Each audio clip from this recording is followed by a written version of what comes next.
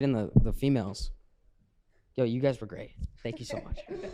Thank you, guys. Thanks, bro. Bro, can I have a iced coffee? Actually, no, a hot coffee. Give me a black coffee and a sparkling water. Nice to meet you.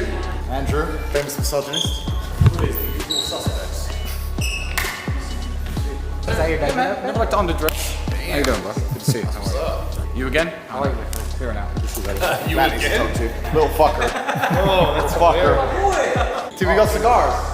Yeah, I got him. Oh, thank you very much. Is it poison or something weird? No, I just like to, when people enter me, or have me come into their homes, I like to give them a gift. All right, I appreciate it. This is very like the much. nicest one you could get, too. I just want you to know I'm not one of them Americans who think the whole prank culture shit is funny. Like if there's any kind of pranks involved around, you Americans, because you're classless. You know when they go up to people and slap each other in the face and go ha ha ha. If anyone touches me on that level, I'm gonna fucking murder. I like the deep talk. All right, cool. So there's a joke involved in this. It's not gonna be funny for very long. Do you understand? I'm a little disgusted that you think so low of me. No, it's not your fault. You were raised in the. I kind of want to take that back, actually. You know what? I should take that. It's clean. Yeah. Promise. Yeah, I swear. So I'm convinced now you're a fucking comedian, bro.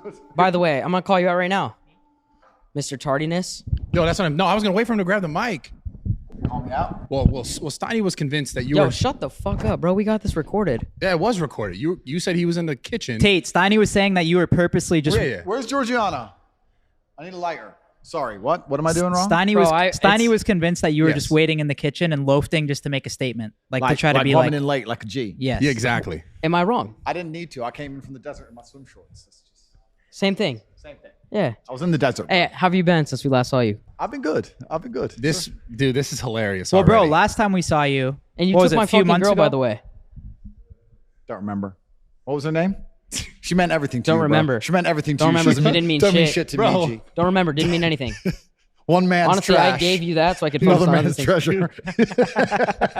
He's still crying and shit. I'm like, bitch, who?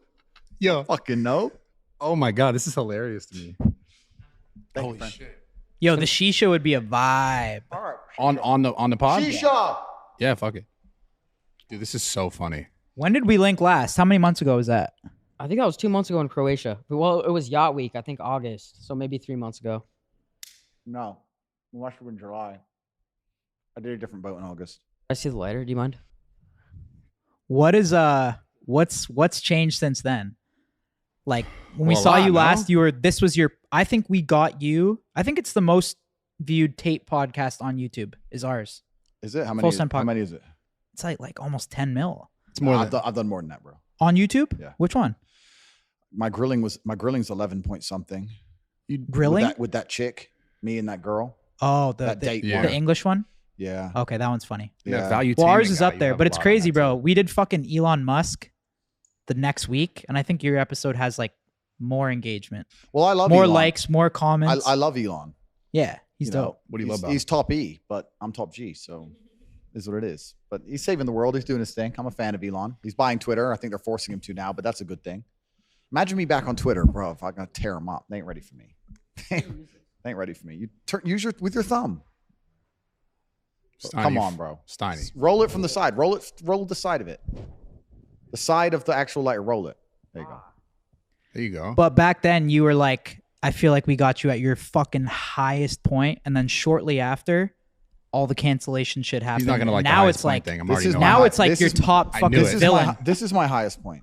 Yeah, Every single day has been growth. Nothing's changed. They banned me and I moved to Rumble, and now I'm massive. I'm absolutely huge on Rumble. I'm doing larger numbers on every single live stream on Rumble than I ever did on YouTube. But overall searches on Google they say is way down. Well, the Is that a searches- fact? No, the search with Rumble, absolutely. So if I did a live stream on YouTube, I'd average, I don't know, 12,000, 13,000 live. When I first moved to Rumble, my first live was 127,000.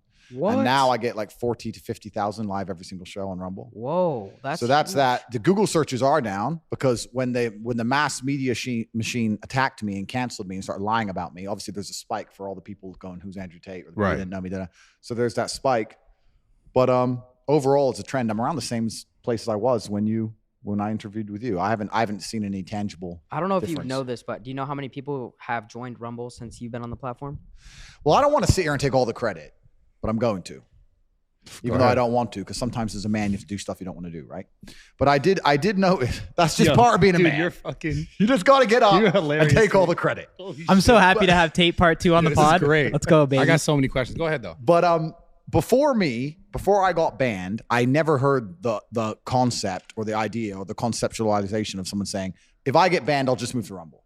I never heard anyone say that. And then after my ban, I've heard it about 50 times. True.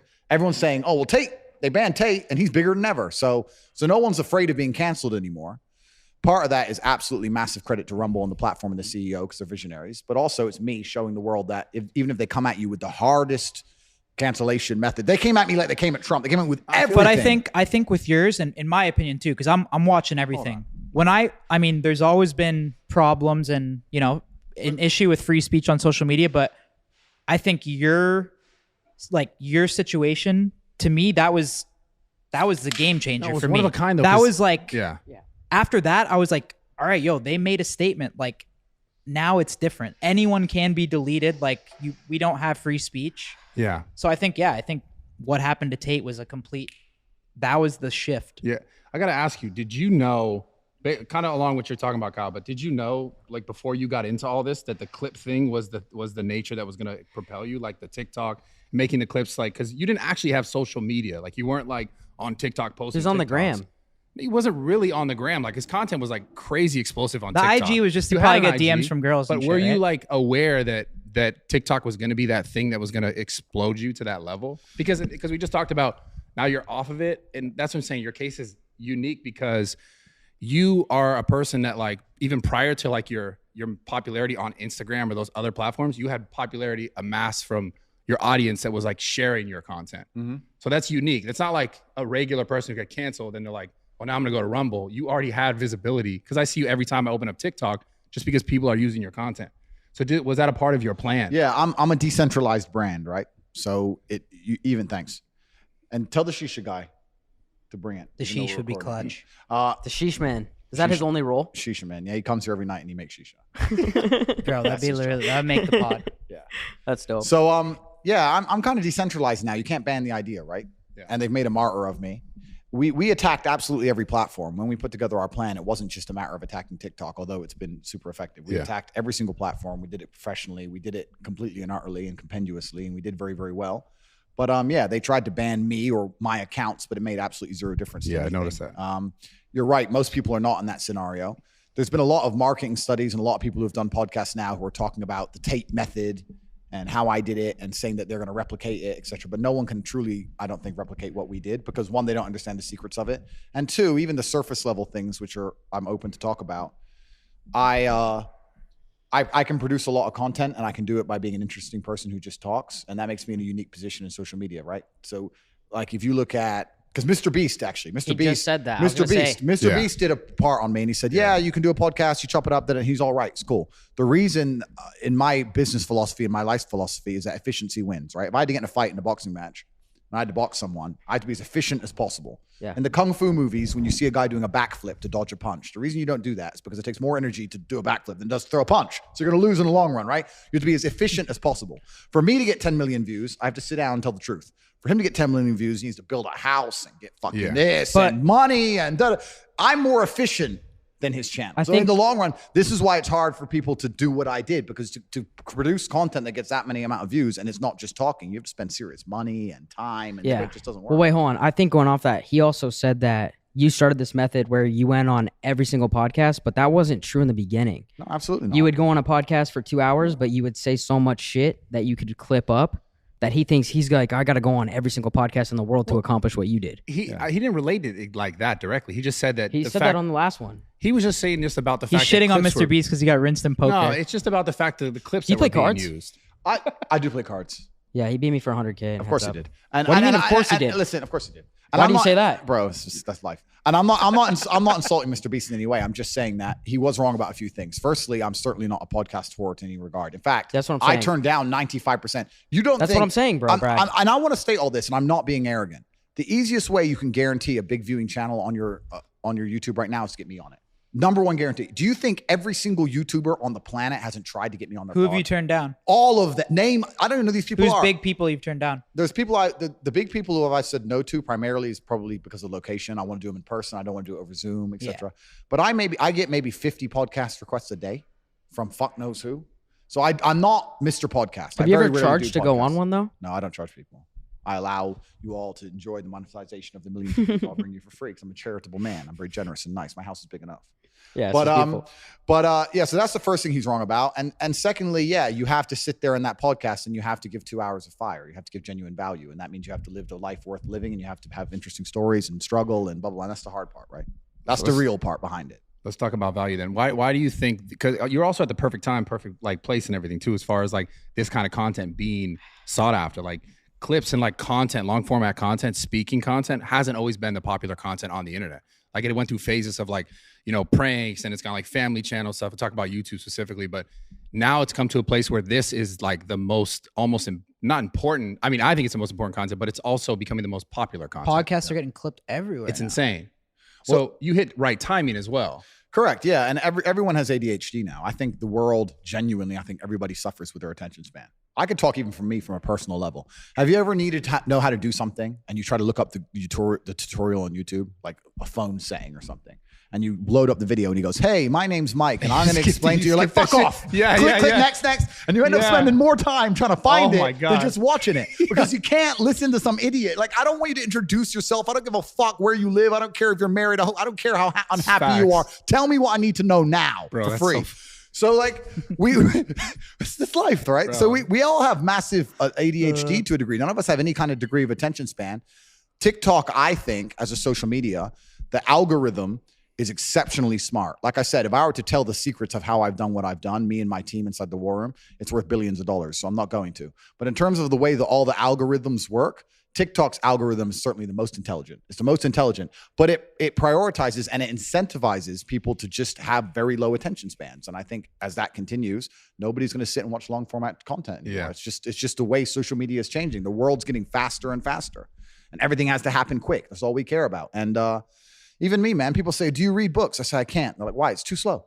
I'll try. Okay. And once upon a time, no, fuck, this takes forever. Oh, the sheesh is here, baby. Do you think the clip content is also part of the reason why, like, and make us one more, please, bro. What flavor is this? Okay, that's fine. My friends need one. They're all the way from America. You gotta give them something special, bro. The sheesh man. Hook them up. Do you have anything mint? Which one you like? Anything mint? Like a hybrid? Like Two more. One for the big guy because he gets mad. He gets really mad. He's huge. Yes. Don't piss him off. Yeah. And then the little guy, he doesn't matter. But hit Kyle up. Yes. Already. Yo.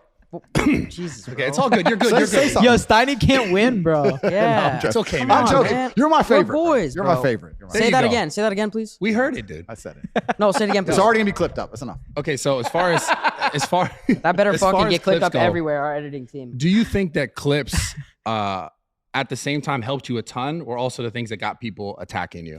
Well, yeah, because people are trying to get views, right? And you get views with sensationalism. So of course, people were finding the most sensationalist or the most controversial things I've ever said, and then weaponizing them to get as many views as possible. So of course, that was definitely part of me being labeled a misogynist, et cetera, et cetera. But I'm not negative about anything that happened. In fact, getting banned or canceled was absolutely the best thing that's ever happened to me. You don't regret anything. Zero. Because you said last time you had a 3-step plan. Was Correct. this part of the plan? Or was this a little fucking straight right hand turn? No. It was part of the plan. Curious about this. I was part of the plan. And I thought you were going to get canceled. I knew I was going to get canceled. I said it in every podcast. I knew I was going to get canceled. I didn't expect to get canceled as hard as I was canceled. They came at me harder than I expected. I thought they'll just be like one platform. Delete, or not even that, or just delete my social medias. But they didn't just delete my social medias. They came from me everywhere. Can you walk us through like how did you find out about it first? Like what was the first thing that happened? Facebook or Instagram? Did you know it was coming too? I 100% knew it was coming. So here's how cancellation works. Man, someone on Instagram made that fucking were post, you bummed right? at all when you hear this, or you're just like, fuck it, today's the day? Bro, if I'm from the streets, think I give a fuck about an Instagram page? Think I can go pussy? But I mean, business wise and like that. Business, bro. Rumble came in with the bag or what? I already had a bag. I had a very big bag before all that. No, the truth is this. So I knew it was coming. I absolutely not knew it was coming because of how orchestrated it was. The only thing, and I'll state this at the beginning, the only reason I'm upset by being canceled is because I've expired one of my lives. because first you get canceled, then they make up a reason to put you in jail. And if that fails, they kill you. So now I'm down to my last 2 lives, which is also why while I'm answering this question, I'm still being careful how I'm answering it. I'm not telling you Scary everything. shit. It's scary because they've given me the warning and I'm still running my mouth. Yeah. So that's scary. But here's how cancellation works. So I knew it was going to happen because there's very, very orchestrated attacks. So NGOs and charities and all these other non-profit organizations, which of course are profited by the government for whatever reason, you can go down the conspiracy theory hole, or it's not even conspiracy theory. You can go down and talk about how foreign policy works, how we install a charity in a foreign country and that charity supports a particular political opponent. And that's how we control all the world, right? So all these NGOs, which are non-government organizations, are controlled by the government. NGOs and charities start hitting me in sync. So I went to bed one night. Every single night before I go to bed, I get a report on all my media and everything. That I went to bed one night, I was not in any news articles. I went to sleep at maybe midnight Bucharest time. I woke up at 10 a.m. and I was in about 150 news publications saying I'm a misogynist with basically the same article rewritten, the same words, slightly different order, slightly different picture, the same day. Bang, misogynist. 150 articles from Australia to Norway to America to England, everywhere. Same day. Then they hit me with the LGBTQ thing. At like 25 or 30 of the largest LGBTQ. What was that? What was that for? Saying I'm dangerous to women and I'm dangerous and that I'm intolerant in general. So I must be intolerant of them, even though I never said anything homophobic on a podcast. Well, you said you wouldn't give CPR to a male. I would never give CPR to my friend that's gay. It's a joke, bro. Yeah. It's a fucking joke. Well, that's a thing. So that's what I mean. Yeah. Was a lot of the shit you said just a joke? No, but you can. Because that's how I took it. Anyone who can't tell when I'm genuinely making a joke and really is going to sit there and believe that I'm going to let my friend die, well, then they're just a low IQ. Have you said that before? That some of the shit you said was kind of trolling? I don't have to. Like we're all we're sitting here laughing. Well, I mean, I feel like I know when you're trolling. Like, but we're also in the game. and I think kinda. it's. I guess, yeah. One thing. But so hold on, I gotta Wait, address no, this hold real on. quick. I got something. No, hold on, bro. I Go got ahead. something. Damn. Did you ever did you ever at one point underestimate how powerful your influence was? Okay. Where you're like Jesus, because there was a point where How could you me not? and my friends used to be like, yo, you can fucking have multiple girls, and you might not have said that directly, but you had that kind of effect. That's his fucking question. That's a good question, no? It is a good question, but Why are you overcoming me? Because I'm just saying the reason why I'm gonna play the devil's advocate here. Why people they're the same thing they're talking about with the influence, right? We know it's a joke. Yeah. But the people that they're saying who don't know it is a joke, and why they're trying to protect them are the younger kids who Correct. can't decipher. Correct. And I'm a professional, and as a professional, I accept the reality of scenarios. I don't get emotional about them, even if they happen to me. So there is some, I'll sit and say, yes, there is some valid argument for the cancellation, and I'll accept it. It's none of the reasons they've told me I was canceled. But the reason I don't think those valid arguments, the reason I don't respect those valid arguments is because of how orchestrated it was when they actually attacked me. If they were to sit there and say, Andrew is a person who's lived a very unique life and he's had a very difficult experience and he understands the nuances of certain situations, and perhaps young male impressionable minds don't completely understand the delicacies of what he's saying, and it's going to teach young men to be less empathetic and perhaps adopt attitudes which are not inclusive. I'd get that and say, you know what? Yes, I'll have to sit here. I can't sit here and lie and say that a 14-year-old won't misunderstand my content. Sure. My rebuttal is that a 14-year-old will misunderstand anybody's content. That's a larger argument about the internet as a whole. If you put a 14-year-old on the internet, 90% of what he's going to digest is probably bad I don't for think him. that's your fault. That's not my fault, right? So that's the first argument. So although I agree with that point, it doesn't apply. If you're going to apply that to me, you have to delete everybody. Yeah. But the other thing is, they didn't do that. First, they came at me with the misogyny thing, and then, like I said, 35 LGBTQ whatever influencers or whoever with 5 or 6 million Instagram followers all did a post on the same day, same wording, same time, bam.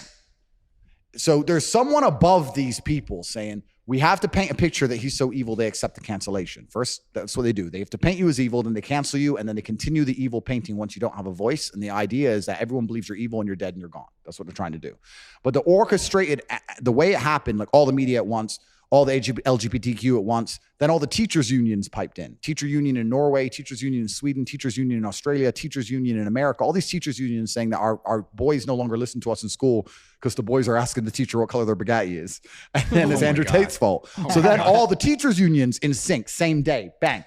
And I was sitting saying to my team, look. This is all the same day or different days? Yeah. So no, yeah. They first it was some misogyny stuff, and then they hit me with the LGBT stuff. Day by day. Day by day, some new orchestrated angle. Yeah. And it was very orchestrated. So I said to my team, cancellation is next. We're about to get canceled. And it took about 2 weeks later, they eventually deleted me. That's what I'm trying to get at though. Why do you think you became so powerful though? In terms of like this, what really got you to that? Well, I can tell you why they're scared of me, which kind of answers the question. Is it because you were willing to say what people were thinking, but they didn't want to say, or? Yeah, well, I'm not magical, right? I didn't put a spell on the world. I've been saying things that people have, to a degree, semi-agreed with or been thinking for a very long time and couldn't say. Yeah. And I came along and said, water is wet, and became the most famous man on the planet. By saying things that a lot of men go, yeah, well, yeah, well, yeah, well, yeah. I'm not saying everybody agrees with everything I say, of course. But if they didn't agree with anything I said, then I wouldn't have got anywhere, right? Right. So that's part of it. The reason I think they saw me as such a threat is because of the influence I had over the number one demographic they want to keep control over, which is the military age males, the young males. That's the number one most scary demographic for a government. For sure. Because they're the people who cause revolutions. They're the people who are going to go out and die for your army or be the backbone of your slave force. So when you have a whole bunch of young males who sit there and go, we don't want to listen to the government anymore. Tate said they're all full of shit.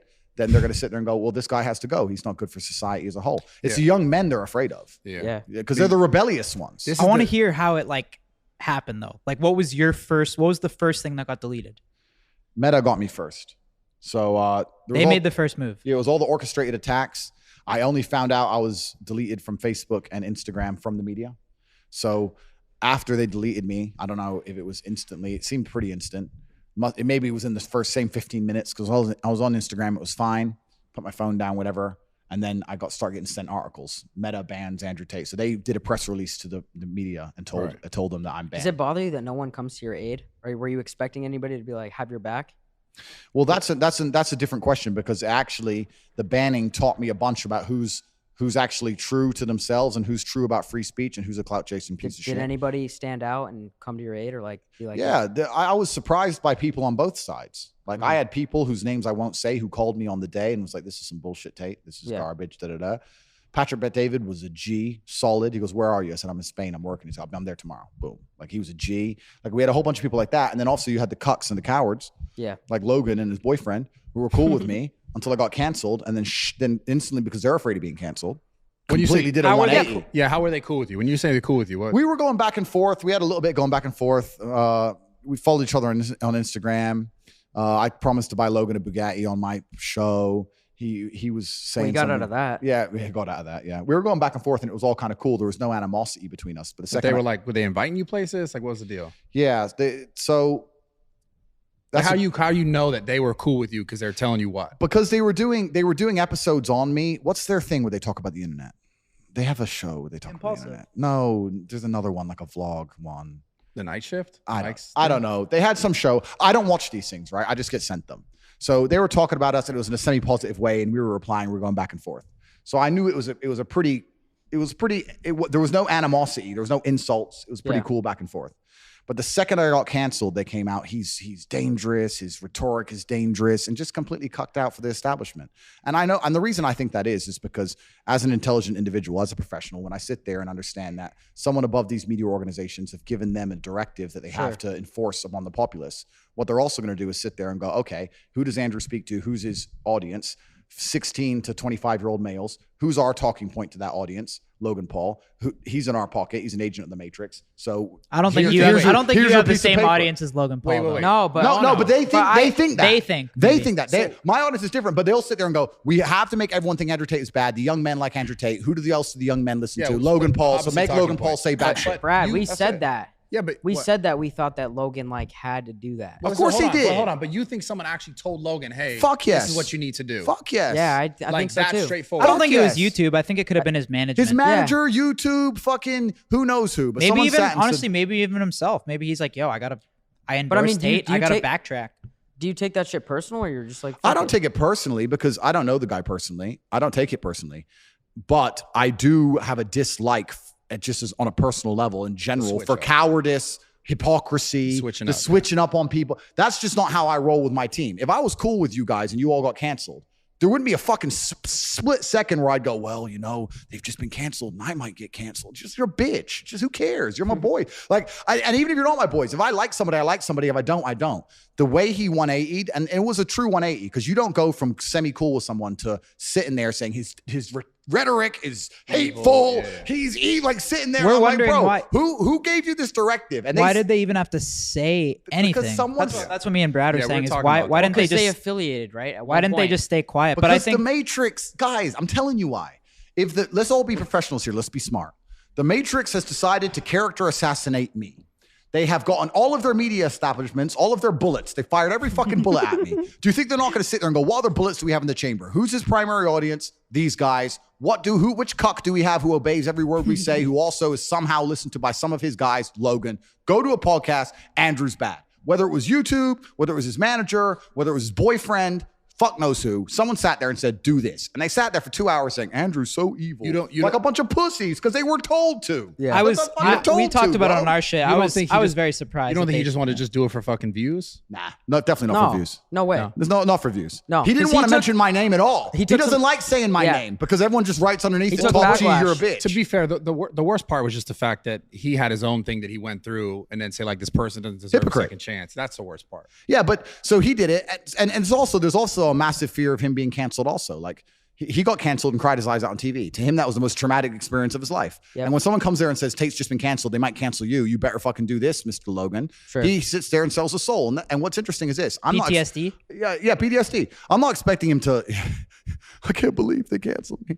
Like that was a hard time for him. He ain't had a hard life like Probably me. was fucked. He ain't had a hard life like me. But the truth is this: I'm not expecting him to agree with everything I said. Jake said, "Look, I don't fuck with everything Tate says, but free speech is free speech." Yep. If you're a full grown man and you don't advocate for free speech, there's something wrong with you because then you don't understand history very well, and you understand that the first step of tyranny is to shut up free speech. You have to get one side of the story only and destroy all opposing viewpoints, and tyranny is next. So I don't give a fuck if he agrees with what I say or not. I don't care if he even likes me. For him to sit there and say I think free speech is bad just makes him look like a dumbass. And if you look at the comments on his video, look Yeah, at the I saw comments that. on his video. He got everyone ripped him to There's a pieces. lot of backlash. Yeah, because everyone knows he's full of shit. Yeah. So so A that's what I'm lot of saying. backlash. It taught me a lot. It also there's some other people, I won't say their names because I don't want to make more beef, but there were some other people I was talking to who were cool, super famous, and I was going to do their show, and they totally wanted me on the show, and then I got canceled, and they instantly shit themselves. And that went both ways. Like I was speaking to How Patrick. long ago was that? No, I was speaking to Patrick Bet David in the uprun to getting canceled. Got canceled. He said, "Don't care. We're doing it." Yeah. And I was like, "Whoa, gangster."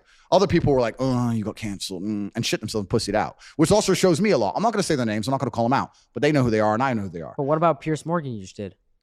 Piers is And separate, by the man. way, I Piers just is- want to say real quick that I think it's bullshit, and I thought you did really well in there. They just argue. They interrupt. Yeah. to get I think the main clips. thing with Logan too, that when he took it too far, was what he said is that if other creators collab with them and give Tate a platform, like that's not okay. Yeah, don't give Tate a platform. Don't make the Tate brothers more famous than the Paul brothers. He was a bit jealous, but he definitely got told Well, to do what he was done. What do you he think did. about, like, I think you started maybe a domino effect because we saw Kanye just bought a private platform. You see that? Yeah, I did. Yeah. Parlor. You think Bought that's all a Parler. game where he acts out to kind of like follow?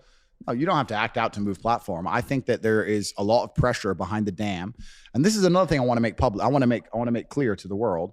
I don't have beef with the social media companies. I don't have beef with Susan and YouTube. I don't have beef with Meta and Zuck. I don't give a fuck, right? I don't have personal beef with these people, and I'm not even mad at them for banning me, Sure. right?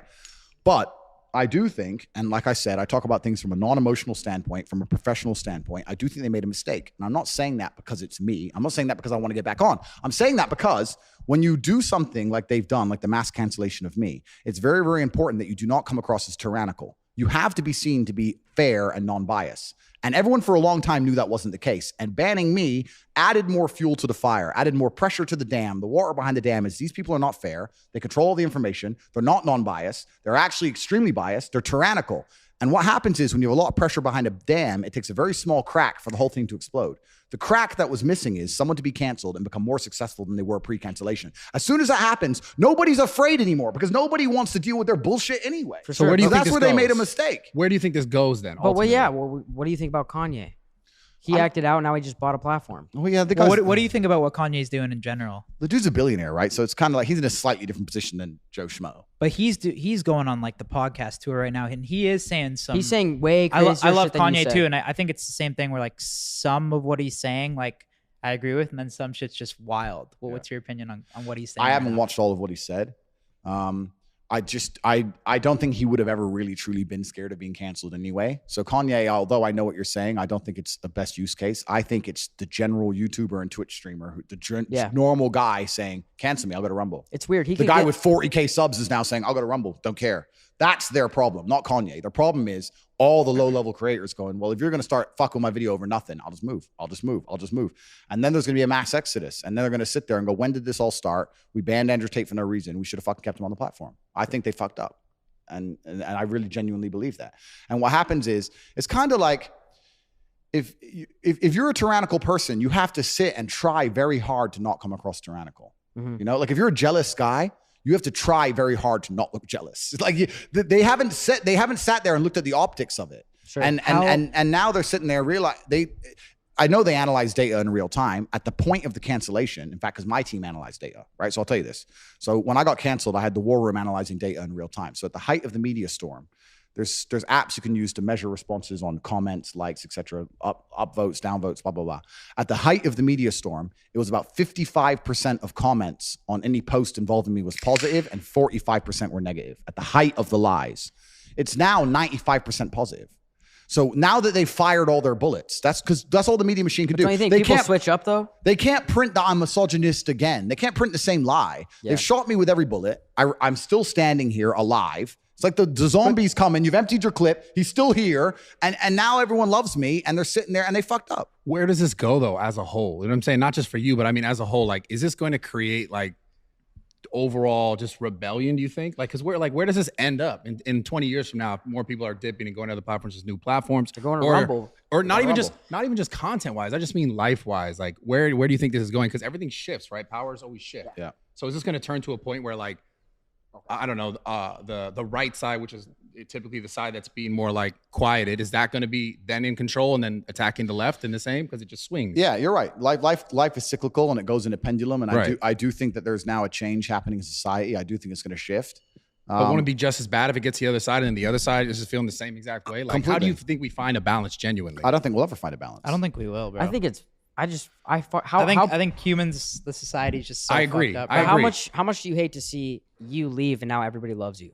Everybody wants you. Well, everyone back. loved him prior to leaving too. No, as but well. you said there's a bunch of negative comments and shit. Yeah, but it's now, the thing is with the internet, it's a very vocal minority. That's the truth about the internet. You sit there, the negativity, you go, oh, people don't like him. It's like 4 dudes with no life. Like the truth is, I've never had a negative interaction on the street ever. I've been approached by thousands of people. Like everyone loves me, right? We're it's more very similar than you think. It's a very negative minority, and it's a lot more than that in person. Yeah. So.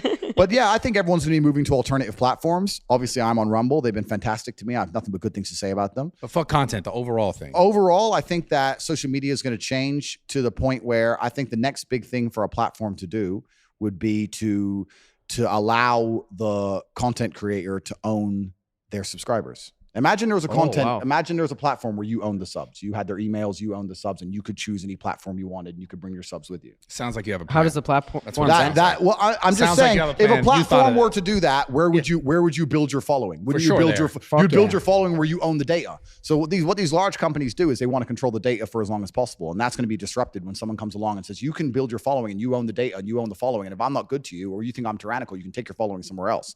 Then they're going to conquer, and then YouTube's going to fall. Well, that's the thing that's always got me going crazy is like this whole like all these platforms are money driven at the end of the day, and I don't think people really realize that the data that they're grabbing, like for example, the whole period of like when the world shifted to social media and mainstream media lost their power on television, they realized, oh shit, we need to own social media. We need to have our people here, because at the same time, like they were losing money from advertisers who were like, we're all going to social media now. We're not going to go pay the television because no one's watching anymore. How do we get people on our website or on our social media channels? And they did the same thing like that, like almost YouTubers have done for years, which is like create content that is like drama driven or negative driven to get people in. So do you think that will ever change though? Because it's always going to be content based and content driven. Yeah, I agree with you. I don't think it's necessarily going to change, but I do think that people, as they wake up, are going to understand that having control of your data is more and more important. For sure. Yeah. And it doesn't matter whether it's your social media followers and your subscribers, or your email list, or even credit card processing, right? Like you guys have a business and you're charging for credit cards. Whoever's doing the credit card processing for you, you need to be able to go to them and say, give me all those card details. I want to use someone else. Yeah. And if they say, no, we're going to keep them, then you're going to say, fuck you. Then I'm not going to, maybe it's too late now, but when I start my next business, I'm going to work with the people who allow me to have the credit card data from my customers in case I want to use somewhere else. We're going to start getting our data back, and that's going to take their power away, because anything that's free for us to use on the internet isn't free. We're giving them our data in payment. That's what we're doing. I believe we're paying for it with data. At what point though, you know what I'm wondering too, and I think what Rumble's doing is great. Obviously Steve, our guy who got deleted as well for no reason, no strikes at all, just completely deleted. He's on Rumble, which is great, and he's uploading soon. But at what point does the agenda start? Like on OnlyFans now, you can't post a swipe up link to OnlyFans. At what point does like Instagram like flag Rumble and say like, yo, you can't promote Rumble on Instagram? Or like, does the App Store, like, I think the next step for them is like the App Store might be like, yo, we don't want Rumble. Yeah, Matrix I feel attacks. like, I don't know. I feel like they're just going to keep taking it further and further. Matrix attacks. And I mean, obviously I don't know, but I think Matrix attacks are going to come is Truth and try. Social on the App Store still? I have no idea. It is? Okay. I don't know. Matrix attacks are going to come, but I think when you have strong leadership and you have smart people and people who certainly anticipate that, and also when you fight for good and you're truly doing the right thing, God smiles upon you. And I don't believe that tyranny lasts for long. Name a tyrannical government or a tyrannical situation in history that lasted forever. You can't name one. There's, no matter what, whether it's the Roman Empire, whether it's the Third Reich, whatever, when you're tyrannical, sooner or later, there is a revolt.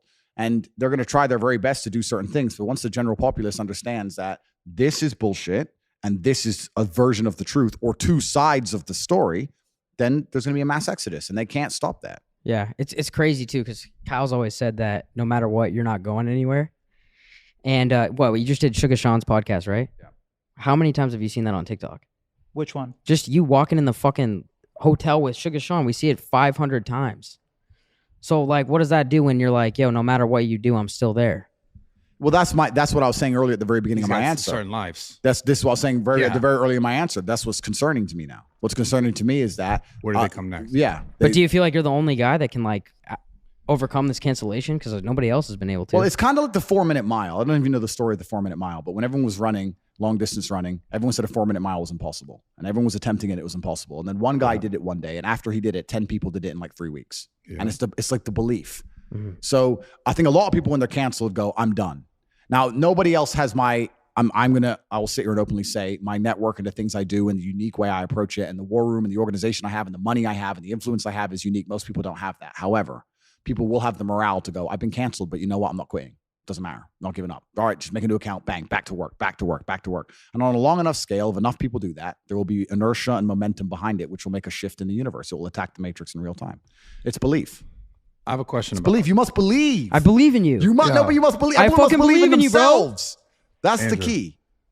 Where did you develop this stuff? Like, where in your life did you start to develop this? Like, at what point were you like, this is the person that I am? Was it something like your father taught you? I know you had some stuff there. I know he passed away, but like, how did you develop the person that you are, the human that you are? Because obviously it happens over time, but like, what were the major key points in your life where you're like, oh shit, I'm starting to realize this is what's very important for me, right? Yeah, that's a really good question. And I'm not sure I know the answer completely and utterly. My entire life, I've always woken up thinking or feeling like I had an enemy to fight against.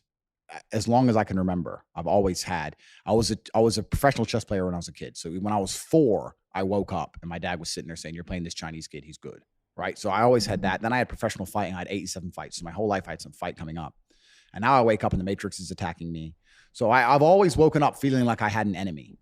Mm-hmm. And that certainly shaped my reality. It definitely shapes how I act and shapes how I think. I've always felt like I was in war, if that makes sense. Have you ever felt like you were your own worst enemy?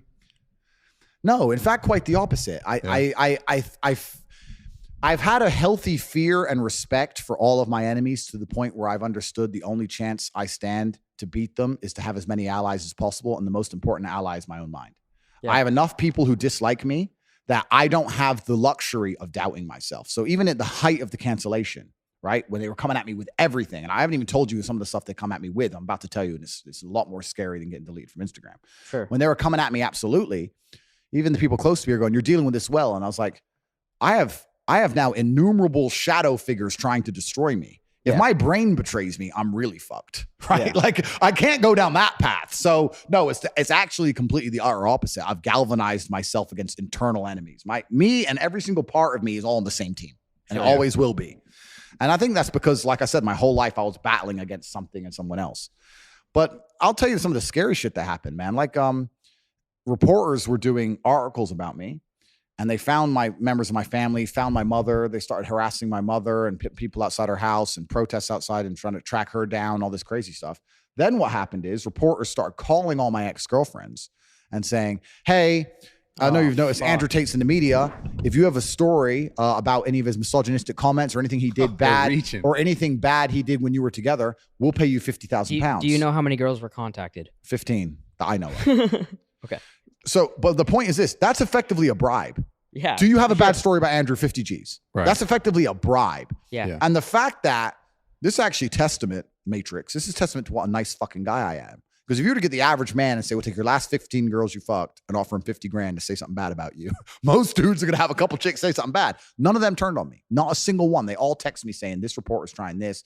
Rolling Stone's trying this. Turned on the Daily Mail's the trying bag? this. They all just found my number and told me and just said, look, they're trying this, da-da-da. They all told me, luckily. 15? 15. But this is what's genuinely truly crazy. They've somehow tried to convince the world that I'm the face of misogyny and I'm somehow dangerous to women. There's not a single woman, not one, who's come forward. Name the woman who's come forward saying I victimized her. Name one. I don't know. There's not a single woman saying anything bad about me. I There's agree a with lot you. of shit said about you. But And I was wait. curious. Like, there's no actual besides It's the all clips and there's nothing. like they talked about you got like raided or some shit. Yeah, we can talk about that. Like, what was that something that actually happened? Yeah, so I effectively got my house, and I do actually think this was a large part of my cancellation. I don't think I would have got canceled if it wasn't for these rumors of human trafficking and shit.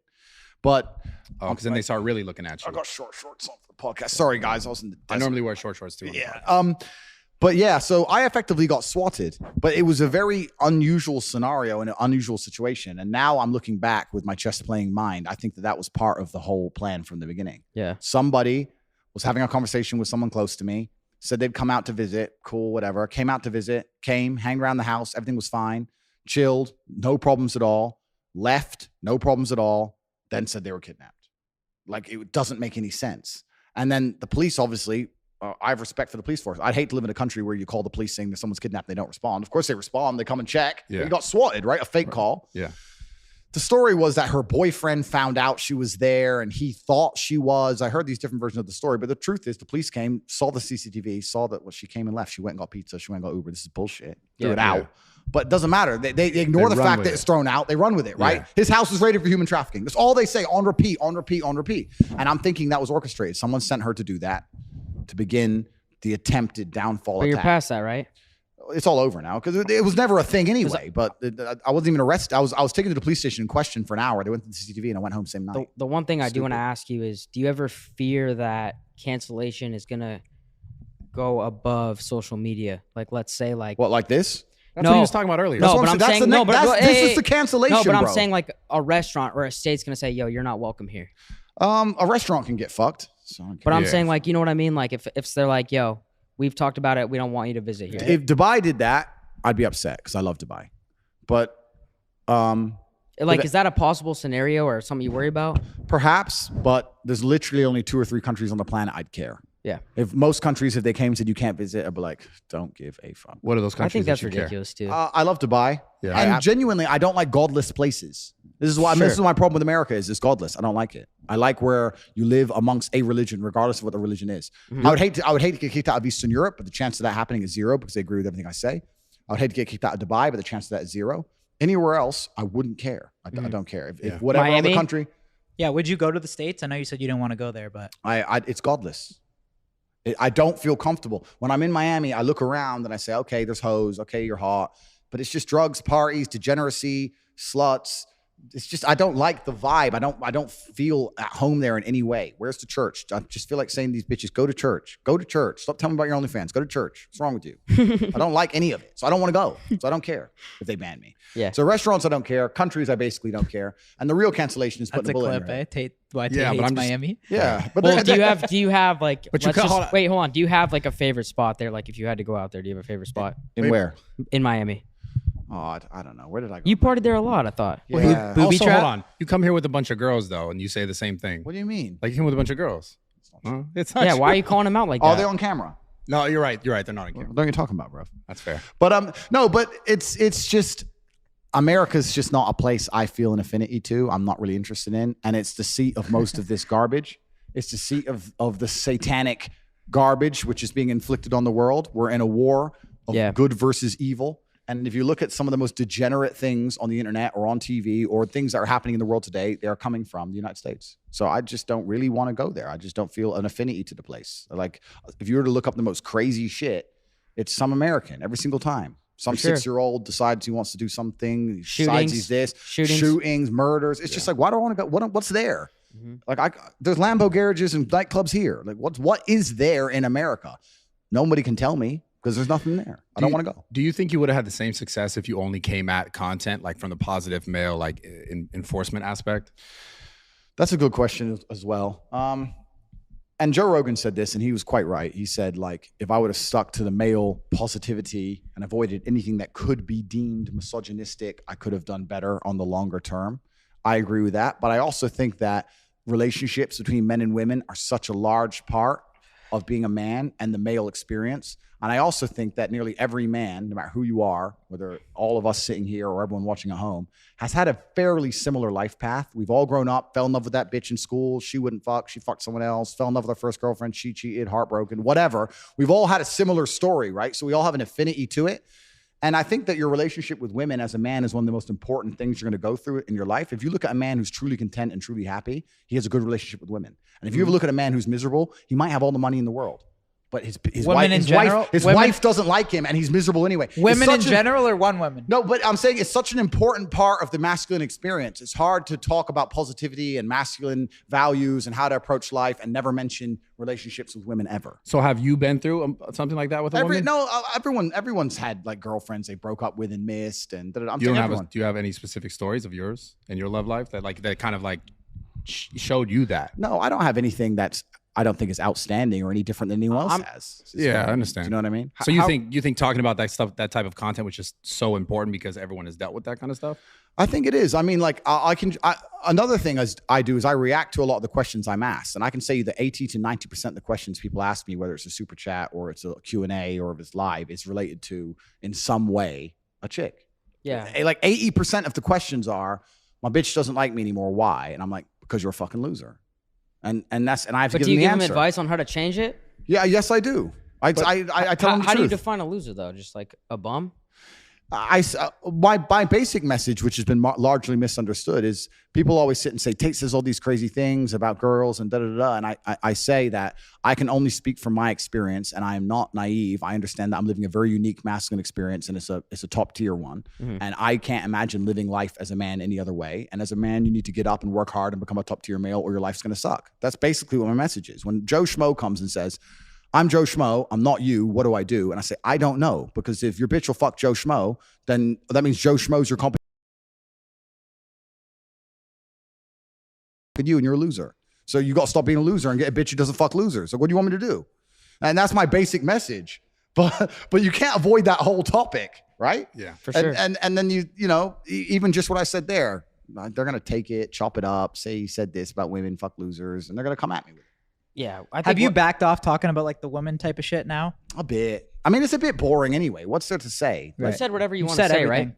I think women stay with men they respect. You have to be a man worth respecting. And I say this all the time. So are we rocking with female pilots now, or are we?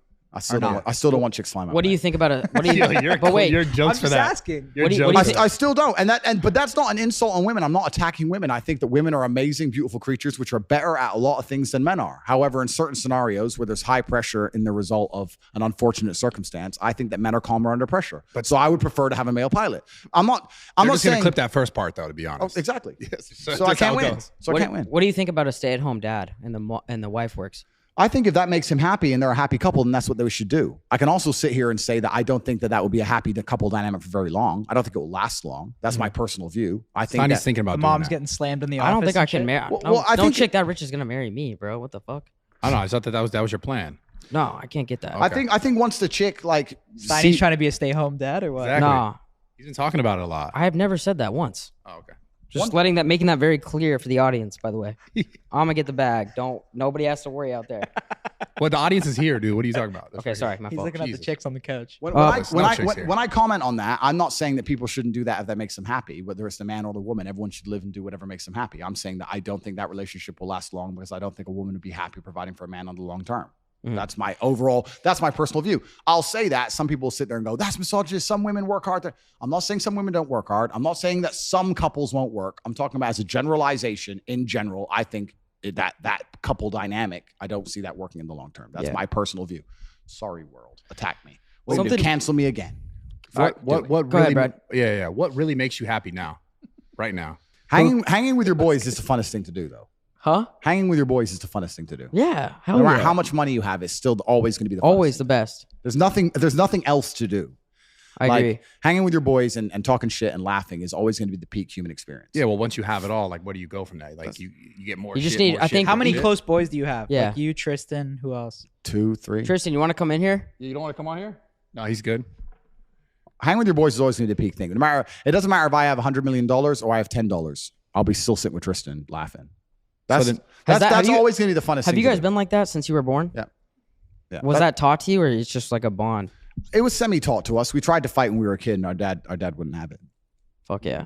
He was like, "No, What do you? the world's out to get I you think boys. You're on the same I think team." there's a lot of people that don't understand the importance of like getting along with your relatives, and that's something that you guys show. I think people envy. Well, yeah. I mean, if you have a brother, the idea is that you make your best friend possible out of him, right? Why else would you have a brother? No, but I think there's a lot of like families that lack that. And But this is the thing, and this is where I'm about to get. I need to shut up, man. I'm about to say some shit. you're already canceled. Yeah, What whatever. they want to get rid of the family? No, I can go down a whole bunch of Oh, tangents. that's That's true though. But Yeah. I can go down a whole bunch of tangents. But in my experience, these shorts are so small. 1 second. Oh, you're good. Yeah. Where's the sheesh guy? Are Does you he have going a for pair like of pants? Are you going for like the Dan Bilzerian type of vibe with the I short was swimming, and then we went to the desert, and then you guys are here. Okay. So it's just one of them things. In my experience, I have a lot of guys who come and say, "I'm not as close with my brother as you and Tristan. I want to be as close. Why are we not as close as you and your brother are?" And and 95% of the time, the answer is because of chicks. Because you have two brothers growing up. They hit puberty, whatever. They both get different girlfriends. They move in with their girl, or their girl doesn't like them rolling with their brother because they're always out doing man shit, and their girl slightly isolates them to a degree, or their chick doesn't like his chick, or whatever. There's some chick involvement. So if you want to truly have a close relationship with your brother or your friends, you need to have a relationship with them where you sit and say, "All right, cool." Me and Tristan have done this multiple times. We've had girls sit there and go, "I don't like your brother." That's a problem because if it gets anywhere near a decision, you're going to lose. So you either like him right away or just fuck off. But most people won't do that. Most people will be like, "Well, why?" "Well, yeah, he was a bit rude to you, I guess." "Okay, we won't go over there tonight. Please suck me off." And then it all falls apart. You have to make a choice. That is very true. It's true, bro. You have to make a choice. You have to make a decision. And we always made the decision to put our It's brotherhood actually a above good everything point. I else. never thought about that. And it ties into lots of things. It also ties into economics. I've said this story before, but I'll say it again. When I was growing up in Luton in England, which is a highly Islamic town, there's lots of Muslims who live there. I was friends with some Muslim guys in college, and they used to laugh at me all the time. One of them was like 19, worked in Tesco and had a Ferrari. I was like, "Bro, how do you have a Ferrari when you work in I think he worked in a chicken and chip shop. He worked in like a fast food restaurant and had a Ferrari." I was like, "How do you have a Ferrari when you work in a fast food restaurant?" He said, "Because I got 9 brothers. And we all work together and we share the car." I was like, "Okay, but why do you share the car?" He said, No, you don't understand. I won't use the racial slurs, but he was like, "You people, there's you and your 3 brothers. You all grow up, you all decide to get with your girl, you all go pay different rents, you all disappear, all your money gets spread out now, you're taking your girl on holiday and paying a different rents, and you're all separate.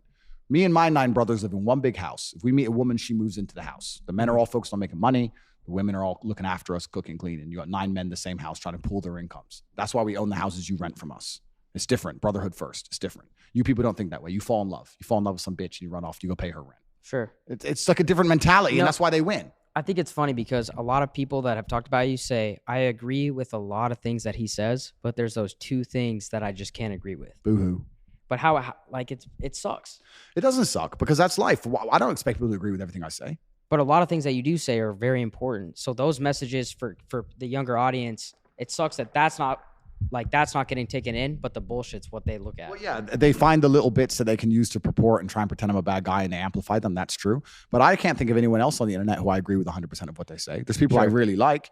And yeah, we're living in a world now where people are asinine. They have the slave mind. What's interesting is there's a guy who's built a TikTok account, and I think he has like 1 million followers. And what he does is he walks around college campuses asking people if they've heard of me, and then if they like me or not. It's brilliant. So he goes and goes, have you heard of Andrew Tate? And they're like, yeah. Do you like him? No. Why? He's misogynist. Define misogynist. And they go, yeah, whatever, bro. And just what? They don't even know why they dislike me. Yeah. And it's the slave mind. Taught to dislike. Yeah, they can't even tell you a quote I've said. What's he said bad about women? He's a piece of shit. They can't answer the questions. They don't know. So a lot of these people are just slave mind programmed, right? No girls ever pressed you in public? Zero. Absolutely not a single female in public has ever once said anything negative to me, ever. In fact, quite the opposite. Oh, yeah, I wish there was more men like you, protect, provide, etc. Yeah, people take everything out of context. I've never had a single chick ever mad about anything I've ever said, ever. Not one. Now, maybe if I was in godless America, I might get some girl doing some dumb shit. I live in countries of civilization. I live in a civilized society, but I've never had it. I want to switch gears a little bit. So earlier I was talking about self-love. And you said earlier about like your brother and you have all the money, you have all the stuff. What's really important is like the time you spend with basically your loved ones, right? So my thought in life is that the most important thing in life is love, and being able to love yourself and love those around you. I wanted to get your opinion on that because I think more kids, because obviously a lot of kids are going to listen to this and watch this, but I think more people should talk about that idea and how do you find that? I wanted your experience of finding that as a whole. Yeah, and that's a really good question. And we live in a hateful world, and it's kind of scary because whether it's the sensationalism that the media outlets are getting from the clips by purporting hateful ideas, like you just said, whether it's the weaponized virtue, which is basically pure hate against people like me or the people they don't like. Cancellation as a whole is hateful. It's a hateful act. They'll sit and say, he's so bad. They don't, let's use my example, misogyny. Do you think the people who are attacking me give a single fuck about, do you think any of them donate to women's charities? No, do you think any of them protect women or care about women? No, they just hate me. It's hateful, right? Yeah. So we live in a very, very hateful world. And I think love comes from a position of strength. I think you always have to be a strong person to love. I think you have to be an intelligent person to love, which is why stupid people are so hateful. And you have to work on yourself. And I think you have to become strong in your body and mind to love things. It's not easy to love things and people when they do you wrong. It's not easy to love a woman again after your last one did whatever. Yeah. It's not easy to do it. You have to be a strong individual. And that's why I think love comes from strength, which is why I always say strength is so important mentally and physically. I say that all the time. It's all I talk about. I say that if you're a man, the easiest way to improve your life in every single possible way is to just work on your physical strength, and your mental strength will follow, and you become a better person and you can love. You know this yourself. Look at the size of you, right? You go in the gym, it's the biggest guys that are the nicest guys. True or false? True. Because they don't have this ego. It's the same. If you walk in a fighter gym, the most deadly dude in there is going to be a nice guy. And it's interesting how the perception is that you're going to be a bad guy because of the way you look. Completely. A lot of things, like the things that you say or the things that you're doing, or like the masculine stance that you take, you're a bad guy. Yep. And it's just, the whole thing is just crazy to me how it happens. But I really want to emphasize that for the people listening, is like self-love is the most important thing, and being able to give love and share love. Like, what else are we doing all this shit for? Completely. And you can't pour from an empty cup. And before you give love to anybody else, you have to truly love yourself. And I think the easiest way to love yourself as a man is to be proud of yourself. And to be proud of yourself, you have to decide who you want to be inside of the metaverse, inside of the matrix. You have to decide the character you want to be and try your best to achieve it. Why do you think people struggle with being proud of themselves? I think because they know they're failing. I think that most people failing in life know very well they're failing. And it doesn't matter what avatar you decide to absorb or who you decide to be. You can decide to be it, and you know true in your heart if you're giving 100% of your energy towards becoming it or not. It doesn't matter if you want to become a famous musician. It doesn't matter if you want to become a bodybuilder. It doesn't matter if you want to become a pro fighter. It doesn't matter what you want to be. You know in your heart if you're actually trying or not. You have to decide what you want to be and try and become it. And a lot of the people who are genuinely unhappy or miserable in their hearts know they're not trying that hard. Well, and I think they also focus on what everyone else is doing, right or wrong, and then judging outward. And everyone's like focused on this outward reflection of like what that person has and versus what they don't have. And it's all just like this just cycle of negativity. Completely. And it's just, we found ourselves, especially with social media nowadays, we found ourselves like most people, because maybe they're not mentally strong enough to understand like, oh, wait, I need to create my own value instead of looking outwards and saying, well, fuck what that guy has, or fuck that guy because I don't have it. But like, how do you think we fix it? Or can we fix it? And there's another question I want you to try to answer too, is like, can everyone be successful? Do you believe that? Good question. So firstly, I'll answer, can everyone be successful? Okay. I think the world would be a terrible place if everyone had a free mind. You do need the slave minds. I've heard you say that. As annoying as they are, Yeah. you do need the slave minds. You do need the guy who believes that, working the gas station is important and he's good at it. You need him. It's good. You need these people. But what if that guy just doesn't know any better though? Good. Or he's This is what we're limitations. talking about. Good, though. fine. The world can't all be, mansions on the Palm in Dubai. They can't all be that. So successful is all about self-definition, which is what I was saying at the beginning. You have to decide who you want to be. And if you wanted to be Joe Schmo and you pull it off, then you'll be a pretty happy, content person. Decide who you want to be. I think the people who are miserable, it's the gap between their expectations and their reality. That's where the misery lies. Yeah. My expectations were always enormously high.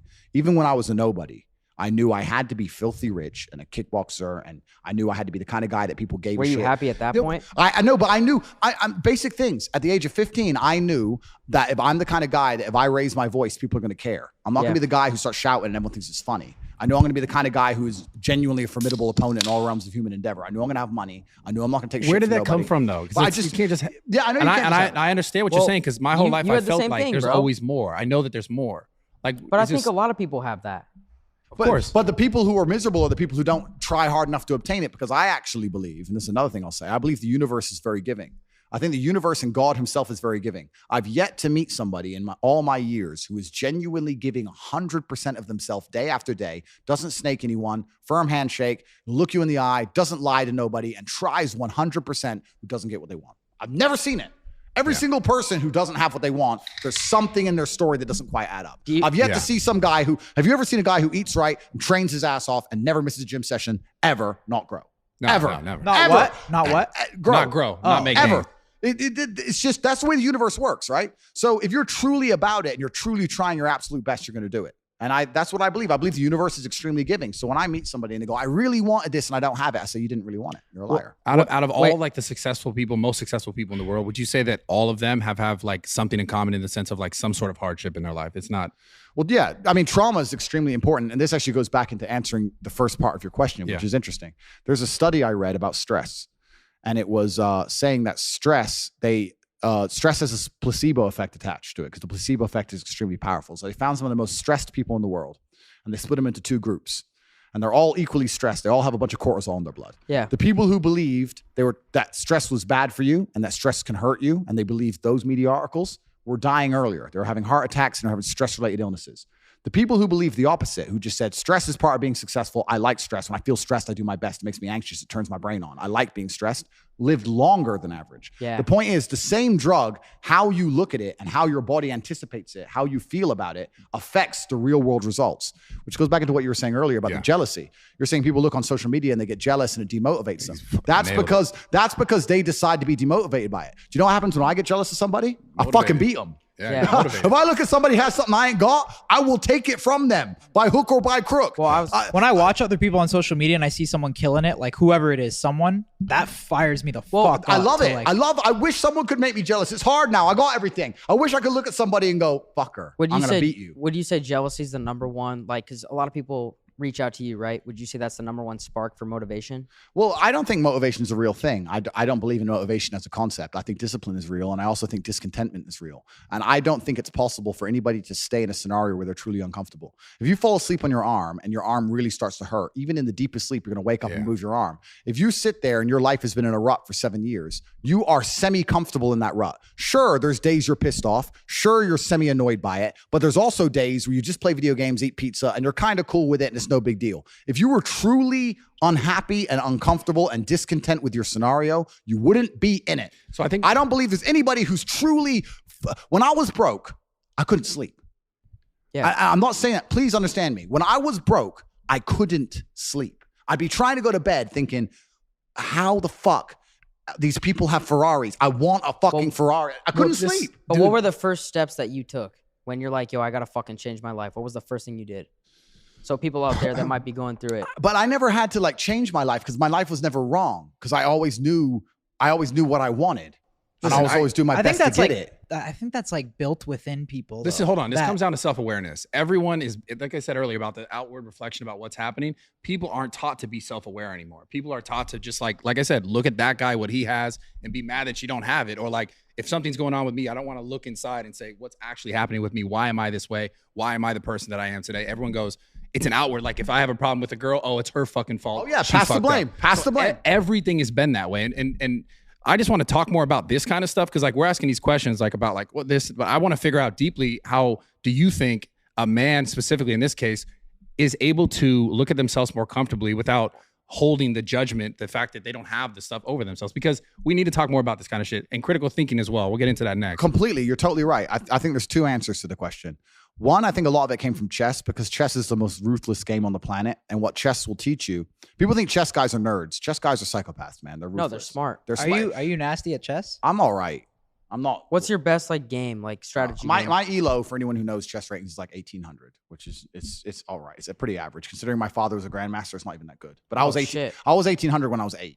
I got no better, right? Okay. So because I stopped playing, but chess teaches you that no matter how, chess teaches you that if you lose, at some point you made a mistake. It doesn't matter if it's the smallest mistake. It doesn't matter if you just took too long to think to make the right move and you ran out of time on the clock. At some point, you fucked up for you to lose that game. It's 100% accountability with no luck. That's what's so important about learning chess. That's the first thing. And the second thing is you need to, as a man, adopt the mindset that absolutely everything that happens to you is completely and utterly your fault, whether it's good or bad. And most men don't have that. Most men don't have that. When the Matrix was attacking me and they were destroying me, when they're calling up my exes trying to get fake fucking charges on me and put me in jail, when they close my bank accounts and I use $10, $11 million, when they ban me across all social medias and lie about me, when they harass my family, I'm sitting there going, this is my fault. All of this is me. I got here. It's my fault. I'm not going, that was unfair. It was orchestrated. The NGOs worked against me. Because that is not helpful. So it's accountability. It's 100% accountability in all things. But also when I go out there and I start the Bugatti, it's like, that's me. This is my fault. The car is my fault and the big house is my fault and everything that ever goes wrong is my fault. And the failures. Yeah, absolutely. You have to take complete and utter accountability for everything. You can't make excuses ever. Yeah. There's never an excuse. And you're right. People try and put things on the outwards on the outside. It's interesting. I remember watching Forrest Gump about 5 years ago. I was on a plane. I can't remember where I was flying. And the beginning of Forrest Gump has a scene in it, which I don't think many people actually have ever analyzed or anticipated or understood what the scene means. But when he's sitting on the bench at the beginning, think about Forrest Gump. He's sitting on the bench at the beginning and there's a feather blowing. You nailed this Yeah, shit. yeah. And then it lands on him and the movie begins. Yeah. What they're saying with that is Forrest is the feather and life has just pushed him all over and put him in all these unusual scenarios. Life has directed him everywhere. Yeah. That's what it's saying. Sure. And if you're going to be the guy and you're going to allow life to happen to you and you're not going to happen to life, then you're at mercy of the wind. Perhaps it might work out okay, but it might not, right? So you have to be the guy who goes, okay, the wind's blowing in this direction. Fuck them. I'm doing this. You have to come to life. You can't let life come to you, because if you let life come to you, then you're going to be living inside of a matrix and a system which is designed not for you to live your best life. It's designed for you to comply, and it's not for your benefit. How do you think men can build more confidence in like deciding their life instead of just letting it be decided for them? Yeah, so they have to take absolute responsibility, which is the first thing. The second thing, they have to get competence, and competence is going to allow you to have confidence. You're not going to be good at shit if you're bad at shit. You have to be good at things. You're only going to be confident at things if you're good at things. I know what I'm good at and what I'm bad at. So you have to go out there and take risks, and you have to make mistakes, and you have to risk it all. And once again, this comes down to competition. I think competition is such an important thing in the masculine world. Yeah. I grew up in the chess world, and I went into the fighting world. It was all extremely competitive. It's competition driven. You can't make excuses. If I sit here and say I lost a fight, cool, you lost the fight. But I lost the fight, but my gloves, when they were wrapped up, my hand was hurting, and then they Excuses. Bro, you lost, G. Yeah. Like, no one gives a fuck. Yeah. Like, you have to understand that excuses don't matter. Nobody cares. Life's binary. Winners or losers. And you just have to take absolute responsibility for all of this. This is crazy. The same thing what Volkanovski was talking about when he was we did a pod with him before the UFC thing. I think it was aired last week, but he was talking the same thing. How he was in a fight, UFC fight, big fight, and he's fighting this guy, and he broke his hand, I think, in the early rounds. And then he talks about coming back to his corner and saying, I broke my hand. And they're like, they didn't respond to him. And then he comes back again after that round that he did well in, and he won the round. He comes back, he says it again.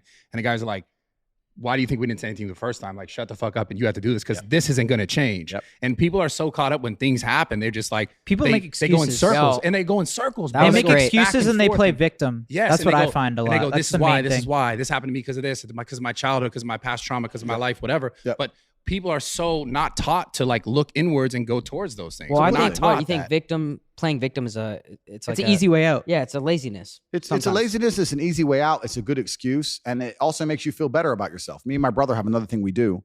We do this all the time. If either of us are ever complaining about anything, we say, we shut each other up by saying, do you want therapy? Because if you don't want therapy, what are you talking about it for? Sure. And the main reason people complain about things is to get a dopamine rush, right? I'm unhappy, but if I sit there and I complain about it and you give me a little bit of sympathy, I feel better. Yeah. Right? So you get dopamine. That's why they're complaining for dopamine. If someone comes to me and complains about something, the best thing I can do for them, because I'm a philanthropic, nice man, because I'm Mr. Nice, is tell them to get fucked. I don't care.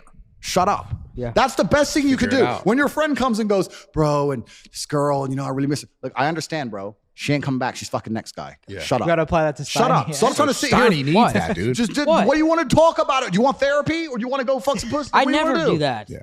But Bro, you that's feel why bad for people- yourself all the time. What I are you turn that talking into about? motivation, bro. What the fuck? Next time Steiny complains, now I know what I'm saying. Straight up. But this is why people complain. They complain to feel better, and then this ties into who your social circle is. Does your Bro, this Yo, is keep going. He fucking needs this. insane. Yo, Why are you trying to yo, turn this go on like me? this. Look, What? go This like is how he gets Look, all buddy buddy. Watch. Go Can I like point this. at him? Go like this. Go like this. Hey, we got you, dude. And then keep going. Keep going. We're actually boys, so I don't know why you're trying to do this. Dude, it's I got actually, your back. could you put your hand on him? 'Cause he needs it more. Okay, you can't just do this. Come on, dude. No, I mean, I've lost my train of thought now. Yeah, No, I haven't. he lost his so- train of thought. You come into my house, no, you don't know that. Okay, go ahead. But a lot of this comes down to your social circle, because there's a whole bunch of guys out there whose friends accept excuses. Hell yeah. If your friends will allow you to make excuses, you're going to make excuses. If your family let you make excuses, you're going to make excuses. You're going to cut 'em complain and feel better. You got to be around killers who don't accept that shit. If let's say me and 3 friends, there's 4 of us, and we all decide to do 10,000 push-ups a day, and all of us do them except one, there's no words inside the human language, there's no sentence you could possibly construct, no matter how compendious or concise or how intelligent the man is, that will allow us to forgive him for failing. You failed. Oh, but I was busy, We did them. You're a bitch. Shut up. We don't accept excuses. That is it. It's true. So Yeah. next day he's gonna go, well, they ain't gonna listen to my bullshit. I better just fucking do it. How do So you, that's the bottom line. It's So- all who you surround yourself with. Yeah. It's so 100%. cliche, but it's so true. facts, Yeah. but there was a point where you were the most searched guy on Google, right? Yeah. Was there ever a point where you were like, I'm getting content, or do you always how do you strive for more? bro. That's innate inside of me. We talked about this. You're the most viral sensation in the shortest amount of time, I think, of all time. Of all time. the way So over, we were how talking about that. How do you fucking stay motivated when you're I like, haven't I'm the missed man? a day of work in 10 years. I've never had a day off. Maybe I've had days where I've gone driving in the supercars and I've only done 2 hours work instead of 8 hours. I've never had a day where I thought, fuck it, I'm not going to work. Never once ever. My screen time on my phone is 9 hours a day every fucking day. I do not miss a day of work ever. If I'm the most viral Googled man on the earth, it does not change a fucking thing. I am working. Earth must be conquered. The matrix must be attacked and shattered. I do not stop. I will not quit. I will not surrender. I am not that person. I have zero interest in rest or respite. It's bullshit for cowards. Even the idea of resting aggravates my mind. So what I'm supposed to do this? Wait, let me practice. Sure. Yeah, that sucks. No, but is there? That sucks. Bro, I got shit to do. Yeah. I can't even contemplate the idea. People say to me, if I had your money, Tate, I'd just go chill. That's why you'll never have my money, dummy. Well, Because here's you my just want to question go do for that, nothing. though. I don't want to do nothing. Do you I want have- to do shit. Do you have goals that you want to accomplish that you haven't yet accomplished? I don't even have goals. I don't even write down goals as such. I just do the right thing every single day, and it compounds and it's momentum. If I were to go in the gym and say, sure, maybe goals are good. I don't know. Everyone has different methods, but I don't go in the gym going, I want to get this strong by this date. That I just I'll go to the gym and I just fucking train as hard as I possibly can. And the next day I just go in the gym and train as hard as I possibly can. I just do what I'm supposed to do. Yeah. Like I said earlier, the universe is absolutely and utterly extremely giving. If you're the guy who does what he's supposed to do on time every fucking day, and you don't quit, you don't give up, and you just continue to do it, they'll give you what you want. I've never seen anyone fail that way. I've never seen anyone go, I really want it, so I'm going to go get it, and then fail. Never. I've never seen anyone. So when someone goes, I really want it and I ain't got it, they're a fucking liar. They're all liars. How are you so good? He has an hold on. answer for every question we ask him. Of It's course he's insane. smart. So How? here's the thing. How do you have that? Because he's smart. That's It's why like- he's Every Dr. fucking Tate. question So- we throw to me is a fucking genius answer. I don't understand. I got another question. So I think people just fail to allow it to happen, right? Like we're talking about this idea of accomplishing something, right? I think what happens is people quit before they get there, right? So you obviously you were always Andrew Tate, but you weren't Andrew Tate as we know him today, right? And so people see someone's success and they go, oh man, why do you think people quit before? Because look at what you just said about being able to succeed when you do everything right. I know I felt ways in my life when I did everything right. I did everything right, and I still got shit on, and I still got shit on. I still had setbacks, but I just kept going, right? Have you ever in your life felt at a point where you felt like, damn, I'm getting shit on, even though I know that in my heart I'm doing the right things? Oh yeah. What were those like? Yeah, completely. And I mean, like I've lost fights or something, and you're like, I fucking trained so fucking hard, and I was winning every round, and I just got caught. And like, there's times where you feel like shit completely. What about taking advantage of by like people or like business partners or friends or? Yeah, I mean that kind of thing's happened as well. But I've never seen somebody who loses faith in themselves end up succeeding. You have to keep the faith in yourself. If you see somebody who is sorry, 1 second. Is Georgiana here? Yeah, to get some water. Sparkling water. Gabe. Oh, this is great. You know what? Yeah. You know what? This is sparkling water. Because that's for rich Yo, people, right? Yeah, for That's rich funny. people. Yeah, I I see love what you're that. doing there, Gabe. You got- Sparkling water is for our team as well. Hold on. You No, got my boy sparkling water's Steve. for us too. Fuck with sparkling Yeah, water. straight up. Sparkling You water. like sparkling water? Yeah, for sure. Gabe, I don't like sparkling I We're water. gonna love fix it, that bro. right now. Why? I though? love it. Can we have, Gabe, I don't can we like have it. 4 sparkling waters? No, wait, Andrew. We have Fiji's for us, our team. No, we're getting sparkling, dude. We have our guy too. Just so you know, I know you're trying to flex. You got Gabe, Fiji's. Anyway, That's top Z right there. That's like he's lowest letter in the alphabet. top Yeah, Z. top Z. Yeah. Steiny's clipped, bro. Yo, If we you want to lose- do one if thing you though. lose faith in yourself, Yeah, if the finish this. Matrix if you allow the Matrix attack to convince you to not have faith in yourself, you're never going to make it. Have you ever seen anybody who's done anything fantastic and they didn't have faith in themselves? When they got to Never. the top, they go, I just don't know. Da-da. Another thing that's interesting is I've never seen anybody do anything on accident. This is what's actually very interesting. When somebody tells me their goals, I ask what their plan is to achieve their goals, and they never have one, and it's fucking dumb. Wait, If did you just say you didn't have any goals? No, I don't. But I'm saying if someone has a goal, I say, Yeah. well, what's your plan? And they haven't got a plan. I've never seen anyone do anything amazing on accident, is my point. Fiji. But you just said you've gotten so far. You don't have any plans. No, but it's certainly, I know what I'm supposed to do and I do it day after day. I don't have a pre-designated, goal by this date, but I Okay. know I want to become stronger, so I just train. For example. Got it. But what I'm saying is I've never seen anybody do anything amazing by accident. So Sure. what this extrapolates out, let's use the gym and money, right? Have you ever found a guy in the gym who's in fantastic shape and you said, why are you in such good shape? How'd you get so big? And he goes, oops. Just I happened. feel like Don't you're- know, G. But I feel like you're giving us. Don't know. I feel like you're giving us a long answer for like hard work pays off. Well, no, but it's you have to know you're not going to do it accidentally. You have to do the right things every single Yeah, day. okay. And it's the same with money, right? If I meet somebody and they're loaded, they're like, "How'd you make so much money?" Well, this is what I did. How much I money do spoke you to have? this. How much money do I have? Yeah. He's not gonna fucking tell you. Well, no, but we'll guess in a minute. But I did this, I did that. I spoke to this guy. I started this company. Da da da. When you ask the average guy, "Do you want to be rich?" He goes, "Yeah." How you gonna get rich? Don't know. Yeah, of course. So you're just gonna, how'd you get rich? Oops. This is just like, it's dumb shit. Like it's just people, and it's kind of amazing. The last 5 years have proved it, but the majority of people are just fucking sleepwalking, bro. They have no plan to achieve any of their goals. They don't try very hard at shit. Everything is someone else's fault. And when my ship comes in, don't worry. Nah, in a few years, I'm going to be here. How? Where do you like think they're just that comes fucking from, though? amateurs. Why do you think they feel that way? Where's that People come are from? taught that shit. They're dude. just amateur hour bullshit. Yeah. They're not professional at life. You have to be a life professional. Do you think there's certain people that are kind of like born like that and they just will never learn? No, I don't. I think it's to a degree. Obviously, there's going to be some genetic disposition, but I also think it's a mindset you can adopt as a whole. You have to be hard on yourself. You have to be extremely self-reflective. If I forget my house keys or my car keys, I punish myself for that. If I look for my phone and I can't find it within 3 minutes, I punish myself. How I will so? not People are accept taught it. to be Wait, how do you soft punish now. too good, bro? It's fucked. How do you but I too do. good? How? He's too good. How? Because I do that all the time. How do you come up with that answer? I'm That's bad what I with want to my know. wallet. Like Don't- I'll lose it a lot. If you lose your every time Misplaced, every not time This you, motherfucker's lost 5 wallets in a year. every Lie. time every time you 3, misplace 1 wallet. every time you misplace your wallet and you can't find it within a certain time frame, give him $100 and I guarantee you'll stop. Give yourself a No, punishment. well, let's raise it. Gotta be a hard little on bit. yourself. Like, let me You get have to 1,000. punish I don't know how to yourself. punish myself. Let's do Okay, that. 1,000. Can we do 1,000? Cool, we can do 1,000. Okay. You're rich, bro. Yeah. Well, So you give- owe me money, no? From Okay. golf? Whatever. Give 1,000 every time, and I guarantee you'll stop. You have to punish yourself. So my point is this. So the reason I'm making it is that I talk about professionalism. It's very easy to be a professional at the big things if you're a professional at all the small things. I'm never late. I'm always up at the time I said I'm going to be up. I never miss that phone call I'm supposed to miss. I don't misplace my shit. I did dumb, normal stuff. And I hang around normal people, and they're like, oh, wait, where's my wallet? Wait. Well, Oh, wait, oh, one now sec. I'm 10 minutes late. Of course you don't achieve shit. You're Hold a fucking on. dummy. But that's a tactic that he does so his friends will pay for his meals and shit. What the fuck are you talking about? You're the Mr. I forgot my wallet guy. Don't you even I use dare. Apple Pay, you fuck. Okay, but places that don't What the take fuck are Apple you Pay. I'm talking telling you right about? now. You're the guy who takes fucking chains and jewelry from Steve and you pretend like it's yours and you hit on chicks. Why are you want getting me so triggered? You want me to go hard on you? No, but don't Is that get what you want triggered, right bro. now? We're having You fun. attack me, I'm gonna get you back, bitch. Can I borrow your card tomorrow? Which car? Which one? Which car? Which one do you think?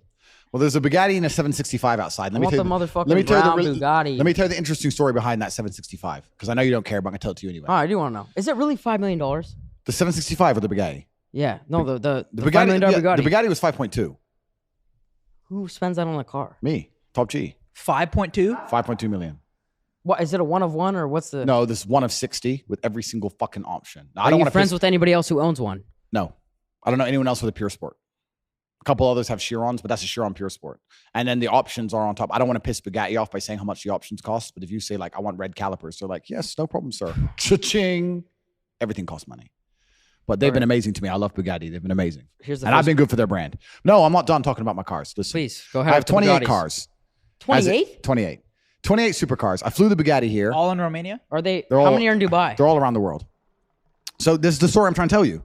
I need one tomorrow, but yes. Okay, so I flew the Bugatti here, and then I thought, that's only 2 seats. Me, my brother, my cousin, we don't want to go driving. What's the second fastest car? The 765 is the second quickest, no doubt about it. So I'll fly one of my 765s. I have 2. I have a coupe and a Spider.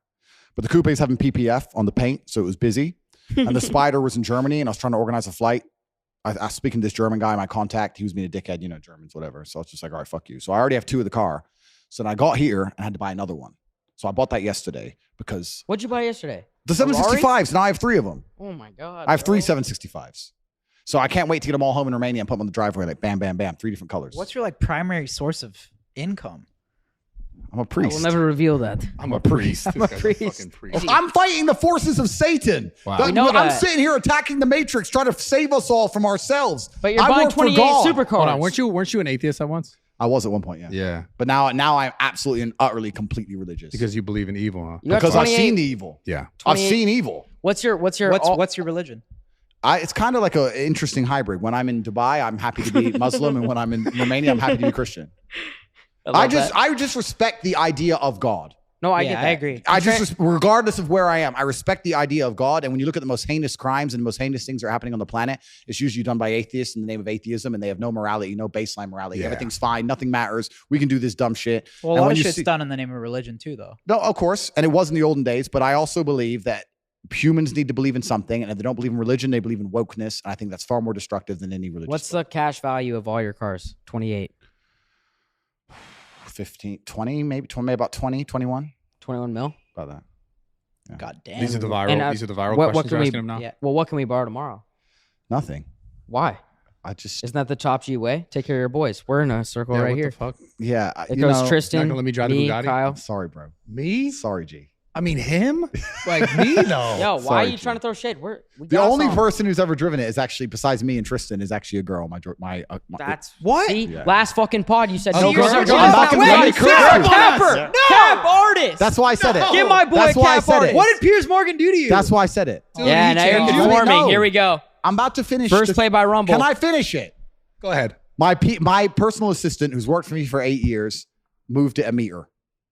She moved it about a foot to get the other car out for the first time the other day. So this That's is it. driving it. Okay. You just reversed it like this? Yeah. That's it. Yeah. Okay. Little So valet my move. personal assistant of 8 years moved the car by about 15 inches. Besides that, it's me and Tristan. It's a start. All right. I mean, I don't even want to that- ask. at I the feel start and the embarrassed end. asking these Let's ask. Go. What are you embarrassed to ask, dude? because they didn't come from me. It's okay. That's You just gotta tell. read it. Go You gotta read read it, it. bro. Okay. It's fine, you're the good. read guy. Okay, first one. Would you ever, or if she lets you smash on the first night, is she wifey material or no? You know what? I've actually had girls I slept with on the first night who turned out to be very nice women, and they stayed and they were loyal and everything. I don't think that's a complete indicator. I don't Okay. know. I will tell the world a little bit of free game. My view of an indicator of whether a girl's good or not. Oh yeah, go for it. This is some free game. Yeah. Why am I gonna get in trouble? Let me think about it for a second. Oh, Yeah, no, be who careful cares, because now dude? you're on our We'll shit. cut it out if we have to, but we kind of want to know this. Who cares? So this is some game. So the woman has the power the whole way through the dating, right? Until you sleep with her, she has the power because she's in charge. Because she's the prize, you want her. A lot of men say I'm the prize, but most of those motherfuckers say that dumb shit ain't the prize for nothing. They're nerds, right? So she has the power. She's the gatekeeper. The first time that power dynamic changes is after you sleep together, because now if she doesn't keep you in the relationship, she's just a one night stand or a hoe. Sure. You first sleep with her. Most men first sleep with a chick and they continue to chase her and they throw away their power. They get power and it never crosses their mind. They throw it away. She stays in charge. What I have learned in my experiences If you're dating a girl that she's in charge and you sleep together on the first night, and after you sleep together, don't ignore her. Don't be a dickhead, but just kind of reduce your attention by 65%. Just like cut it back down. I slept with you now, boom. How are you? Yeah, I'm good. You? Shorter replies, more delays, etc. Yes. And here's what you learn. A good woman will then up her game and try harder to keep you because she doesn't want to just go sleep with some other guy because she slept with a guy. It's a big deal for her. She has a pure heart. She'll try for you.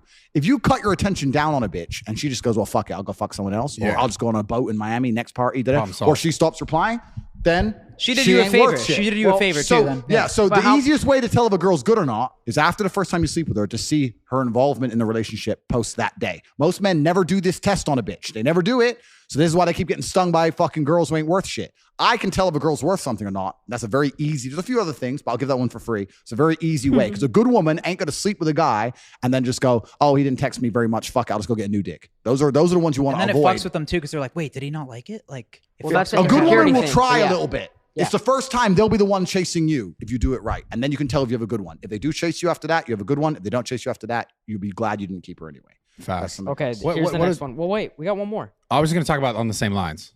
Is that okay? Is that okay with you, dude? I think they'd rather hear shut from the fuck fans, up real quick. But if you want to talk about, let's take it back to fucking. No, they're not going to do that. We're not talking about that. We're talking about girls right now.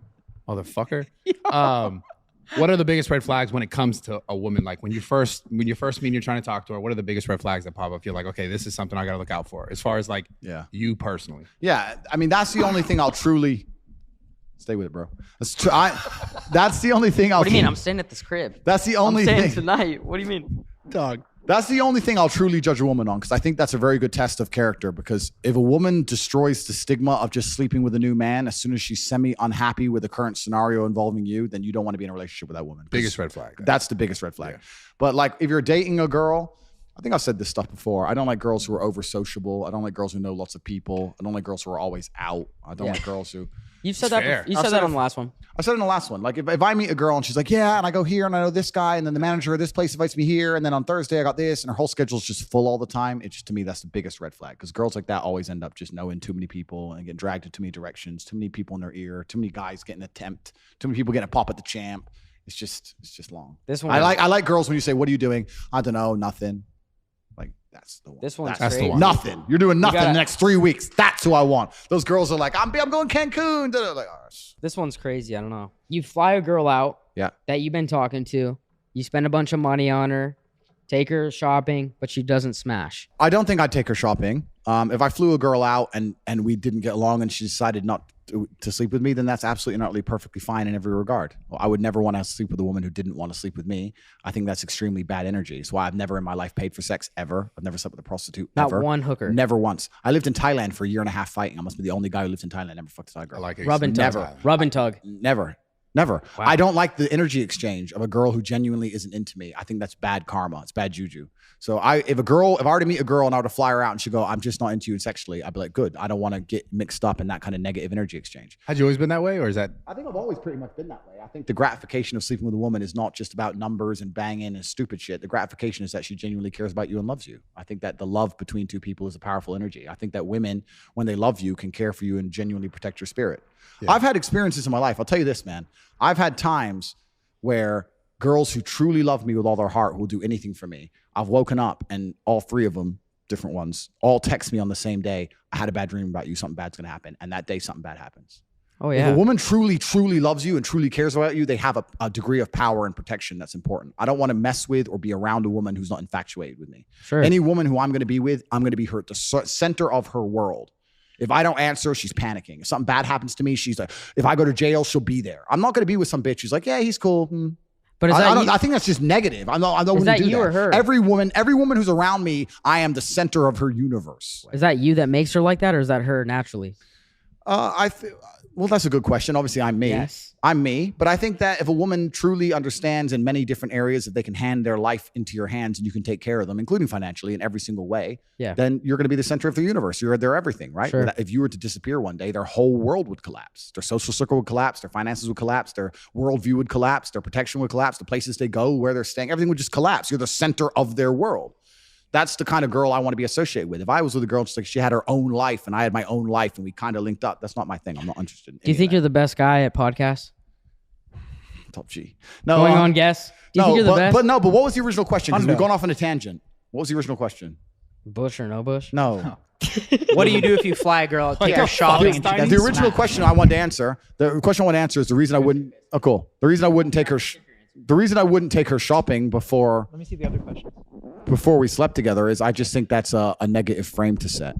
I don't think that's a good frame to set. I think that's a strange dynamic. But you talked about the energy, right? The energy in relationship to a woman and you dating her and her being in your life. And you talked about if you're genuinely in it and you want her to genuinely be in it because of that like good energy. Yep. You're saying that equally as if you're just like kind of frivolously having sex with women and just having sex to have sex, and maybe she's here, but you're not actually building any sort of bond that builds like a certain sense of negative energy in your life. Well, life is an energy exchange. Yeah. If you look at a fight, right? You have to make sure the energy you spend punching him does more damage or takes away more energy than you've expended. If you that's why missing is a big problem. If you miss all the time, then you've wasted energy with no net gain, right? So life's an energy exchange. This is how it works. If you're out here just fucking bitches who don't care about you, you are wasting enormous energy. And let's talk about this in length, right? We can talk about it first financially. You're going out, you're spending money, you're taking her out, taking her dinner, you're spending money. That's the first thing. But the second thing is a lot of men, especially if they're insecure, really feel like they get a victory if they fuck a girl. And at a certain status of man, that disappears. And I'm going to state this once again without arrogance. I go out to Dubai now. I pick up a girl in the club. I come back here. I fuck her. She doesn't care about me. I don't care about her. Hey, I fucked this hot girl. I've got a fucking $5.2 million Bugatti. We're coming back to a $48 million mansion on the Palm. I'm the richest guy in the fucking club. I'm top G, whatever. I sleep with her. Why? I put all the energy in all night smashing her right. She just lays there chilling. Has the best night of her life. And I'm going to go there. Did I win? Yeah, no. I didn't. She fucking won. Gave that shit up. I just gave it all up. Yeah, she used to talk about riding in the Bugatti. She has a picture on the Instagram in the Bugatti chair. She's here walking around doing Instagram stories here, pissing off her ex in my house. She gets fucking slammed right. She doesn't do nothing for me. Nothing. The only thing a woman can give me back at my status in life is absolute devotion to protect my spirit. I need a woman who loves me completely and utterly. I don't expect her to have financial incentive to look after me. I don't expect her to be physically capable of dealing with my problems. I don't expect her to be my problems are very complex. I don't expect her to be sitting there on a computer trying to work them out. I expect her to sit there and go, I love you so much. I'm just worried about you and I just care about you. Everything's about love. It's all about love. Now, that's what I want because that's a fair exchange. I can take a woman all around the world, spend a bunch of money on her. I can be top G, spend all this money, give her a life she could never see. If I am truly the center of her universe, she is giving me value back. And that's why I'm not going to go out here and fuck bitches who barely care about me or just famoosa bitch in a club for a one night because she's winning. It's like throwing money down the drain. What if Kim Kardashian slides in your DMs and says, hey, Tate, I want a piece of that? How are you responding? I'm kind of careful about talking about celebrities He's now. trying to get the TikTok I end right up there. meeting them all. A woman's job is, in my view, the women who mean the most to me are the women who truly protect my spirit by just loving me and caring about me and using their intuition to truly want the absolute best for me. That is so important. I fucking love this. I fucking love this. I fucking love this. It's true. Yeah, you're the GOAT. So we got it. It's important. And that's why if I meet a girl and she's half into me or some frivolous shit or if I had a girl, she had her own life, I had my own life, but she was hot, sometimes we smashed, I would see that as a net loss of energy for me. I would say, no, it's a net loss. I'm the one doing the work. I'm the one doing all the fucking work. Like I always will be. I don't know. Maybe some of these other dudes Even get if pegged it's like and shit. that? I'm the one doing all the fucking work. So it's just, why am I doing it? She's winning. I don't want that. I want it to be a mutual exchange. And that's why a woman who truly cares about me, it's amazing. I'll tell you how this is true in case anyone doubts me at home. Anyone thinks I'm talking shit.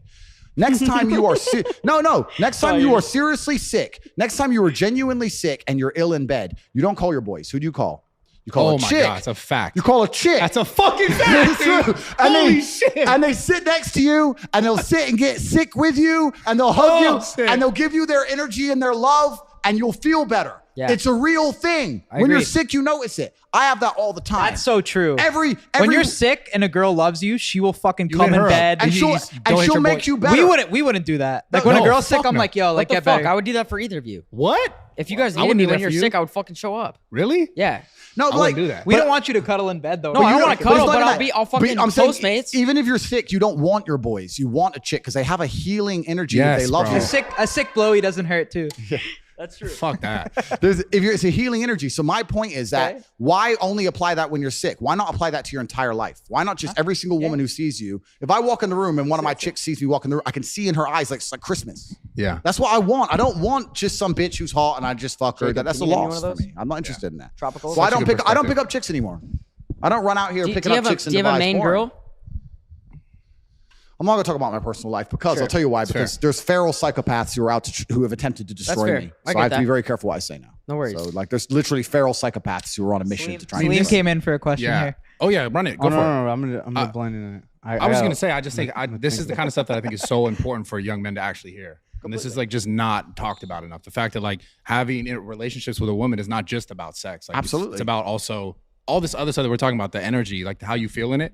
And I was talking to the boys earlier about like, I'm trying to settle down. I'm trying to have a kid in general. But my biggest issue was always like just allowing myself to fully, in a sense, be okay with myself. Like I've struggled with that my whole life. And I'm kind of at a point in my life where I'm trying to like decide who the right person is for me to like basically have a kid with. Right? I'm 33 years old. And it's something that I really want to do. How do you know when is the right time and how do you know when is the right person? And I was kind of talking to them a little bit about it, but I just wanted your perspective on this. That's a really good question, man. That's deep. it though? One. It's a good one. But no, it is. I asked it though because when I look for things, I look for everything you just said, which is like, who's the person that you go towards that is like healing, that is like loving, is more than just pussy and some whatever, ass, whatever. So let me apply it to a slightly different scenario. Let's look at it from a business perspective, right? So I probably have maybe 90 to 100 people who work for me. And I would not, if I had somebody who wasn't very capable, but was absolutely and utterly dedicated and completely loyal, I wouldn't fire them. Whereas if I had a guy who was, no, I'm not saying they're complete useless. I'm saying they fuck up a bit in there, but they try their absolute best. They're loyal to the cause. They're there on time. They really give it their all, and perhaps they're not as capable as some other people. Okay. I think loyalty and absolute dedication is an extremely important thing. Sure. Yeah. If I were to have a kid with a woman, my biggest thing to look for above looks, above even her intellect, it would be two things. It'd be one, the family she has around her, and we'll talk about that why in a second. And two would be how dedicated she is to me. If you were to give me a woman and she was dedicated to me to the end, and I could see it. No matter what, I'm the man she wants. She only talks about how I'm the only man she wants. She doesn't want anyone else. That's what I'd be interested in having a kid with, because you never know what's going to happen in life. And if it all goes wrong for me, I can't be sitting in a cell thinking my baby mama's fucking somebody else. I can't handle it. So I need that dedication. The second thing when it comes to kids is family, and I'll tell you why. And this extrapolates out. This is actually very important, because when a man, I think a lot of the reason why men today, especially older men, are slightly a bit unhappy is there's always going to be a degree of rebel or a degree of adventure that every man needs to feel satisfied. And once you have a child, if you completely get rid of those things and only live and exist for the baby, especially when it's very young, when it's older, it's a bit different. When you exist only for the baby and become a second mother, you're going to be very unhappy as a man. You're going to need your time away as a man. And the woman's going to be stuck with just the baby and be unhappy. And in my experience, people I know, if you find a woman with a good family, like she has a sister who has a kid and her mom's around and the family unit's strong, and they say it takes a village to raise a kid. Yeah. You know, if there's other women and because women are great with babies. They love that shit. So like if you were to ask me if I had to have a kid, who'd be the ideal target? It'd be a woman with a couple sisters and a mom, and they all have young kids. And now she has a kid and they get to do a bunch of kid shit together. And I don't really want to go see Frozen. It's bullshit. I'm out with my boys. I'm in the gym. They're doing the Frozen shit. Boom, boom. You need a good family unit and you need someone who's dedicated to you. And then bro, Brad, if she's Frozen, a 7, Brad, I gotta ask something real quick. Wait. What if you really love this girl, right? But she has crazy daddy issues. What does that mean? Like she doesn't talk to her family. She doesn't talk to her parents. That's fine. I'm just talking about an ideal scenario. Do you make exceptions? Like, yeah, of course I'd make exceptions, but you can also extrapolate that, right? So you can fix the problem. So let's say I found the perfect girl in every way, but she didn't have a strong family unit. I'd fix that myself. I'd go to Tristan and say, cool, who's your main chick? Bang. All right, these two chicks are going to live together. Bang, you knock her up. I'll knock my one up. Boom. Now she has her own family. Bang. Hey, wait a sec. Bro, you're fucking crazy. Wait. That's too good. Done. Fuck. It's done. You're not. did you have that planned? No, it's just the truth. Bro, you're a fucking comedian. Wait, Slim, get in here. But it's not 100%. I'll fix the issue, bro. You need women around you. You need the baby atmosphere. Boom, let's make it. Bang, But now bang, you gotta bang, convince. But now you gotta convince Tristan to have a kid with some girl that maybe he doesn't want to have a kid. He's upstairs. Do this. Cool. You're so Done. I understand what you're saying, though. I understand. But you can also create an environment then create an environment around it. Or Well, why not? No. Introduce her to your family, your That's what I'm sister, saying. your mother. Why not have Get a Tristan family be unit. her new brother? Get a family unit. I think that it takes a village to raise children. I think some of the biggest problems with the world today are now that a lot of people are isolated and the nuclear family is kind of broken down. I know when I was young, I was raised with a bunch of cousins, aunts, uncles. That it's not so much like that anymore. I think it was better when we were larger groups. And I think that if you can try and keep that involved, it's also a lot better for the man because you're going to need your freedom. Yeah. You can't just, I've had a baby now, so my life's over. And I think with women, to a degree, if they have a baby and they sacrifice certain parts of their life for the baby, for some reason, I think they're more biologically positioned to do that. If you look at men, there's studies that show if a man hangs around a baby, his testosterone level goes off the roof and they get depressed and all these things because you're just not set up for it. I mean, I've been around children crying or screaming and the chicks don't seem to care, but all the men are like, it's just a thing. No, the it's guys just are a thing. stressed. It's just a weird thing. So I think that you need to keep that in mind and plan ahead for it, and then you'll be happier overall. Andrew, how would you deal with a father that doesn't like you? Like, say you're with a girl and like he's just not fucking with you. Yeah. Yo, that was a very that felt I really really want to personal. know. Yeah. That felt super That's personal.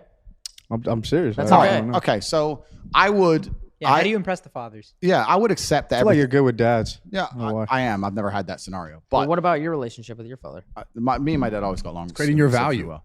But I would accept that everything in life is my fault because that's how I work as a person. I would accept that him disliking me is my fault. I would be a man about it, and I would ask him what he's unhappy about, and he might be fucking right. I'd sit there and go, what do you dislike about me? So just confront the dad. Not confront in a negative way. I'll just say, look, I'm here with your daughter. I really care about her. She's made it clear, or I get the impression that you're not particularly happy with me. Is there anything I can do? I just want to show you respect. You're a bit older than me. I want to show you enough respect to ask if there's anything about me that particularly upsets you. It's a power move. And because he'll respect you more. Men respect men who stand up for themselves. Yeah, 100%. So the first thing he'll do is respect you more for even asking instead of hiding away from the dude. If you say it in a respectful that's way. You say it in a yeah. respectful way. And then he'll give you a bunch of answers. And then you have to be non-emotional and be professional. Listen to the answers. Don't get defensive and sit there and go, you know what? 70% of them are probably So what do you fucking think's right. better? What do you think's better, like to be supportive or tough love? In what scenario? Your have no your context. father with your son. Why do you think? Sorry. Why do you think That's it's so something hard? I went through, Brad. Let's just shut the fuck up for a second. Why do you think it's so hard for men to be able to be vulnerable with themselves? Like, because that's hard for a guy who's out of like, the yo, question? men I guess we're taught to be so strong and so like powerful that we're not taught to be able to be vulnerable to say, like, to go listen to that criticism without being like, well, fuck you. You know what I'm saying? A lot of it's the internet, man. A lot of it's the internet. People have lost the whole fucking face-to-face thing. Yeah. Like I'm 36, right? So I'm a slightly older generation. But back in my day, if you wanted a chick, you had to go up and say hello. There was no internet, nothing. Everything was in person. You want to do a business deal, it was in person. It was in person, it was in person.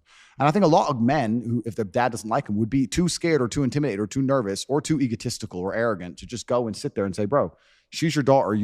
I'm telling you, there's not a dad on earth who I couldn't sit there and say, listen, I understand you've seen things on the internet about me. I understand the media said a bunch of things. I know she's your daughter. You've raised her your whole life. I can see how close you are. She really loves you. She talks about you in such a positive way. If we're going to be together a long time, I'm going to end up part of this family. That must be so tough. Would you like to talk about it? Let's see what he said. What he just said. He said Well, that must be so tough. The point is, why do you think it's so hard for people? But if Bro, you shut did, the fuck up for a sec. Shut up, bro. For real. Why do you think it's so hard? it's hard. It is hard. And it's hard because the internet has destroyed, it's made everyone socially awkward.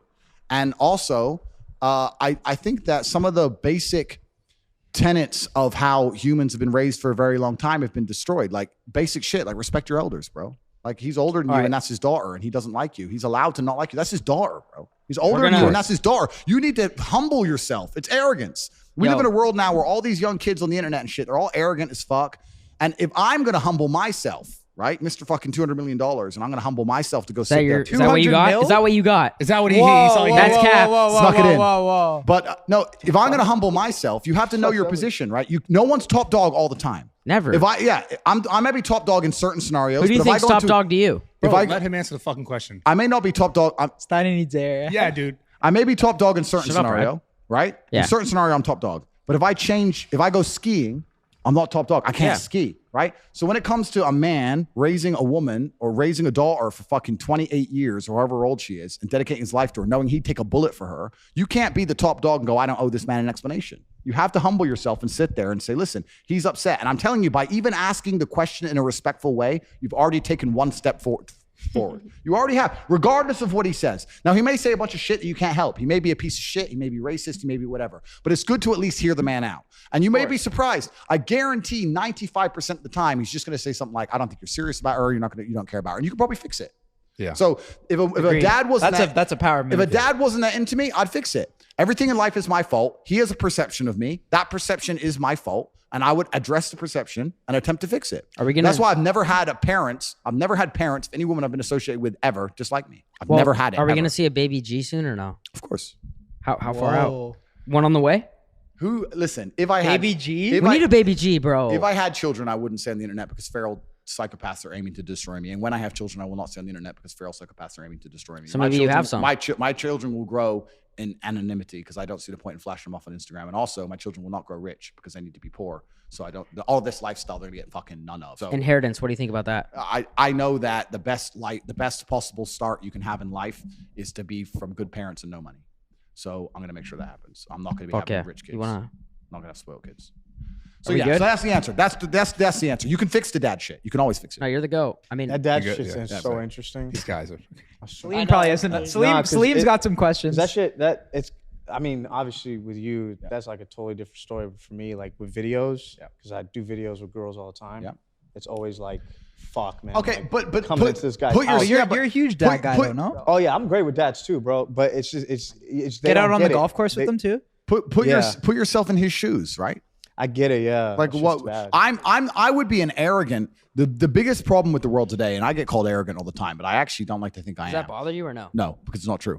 But I actually don't like to think I am. But the biggest problem with the world today is the absolute amount of brutal arrogance that people have inside of them. Everyone's so ridiculously arrogant. I get what you're saying. How can you say that when people feel that way about you? No, but me. Listen, what kind of person would I be to sit to a woman and go, how dare your dad not like me?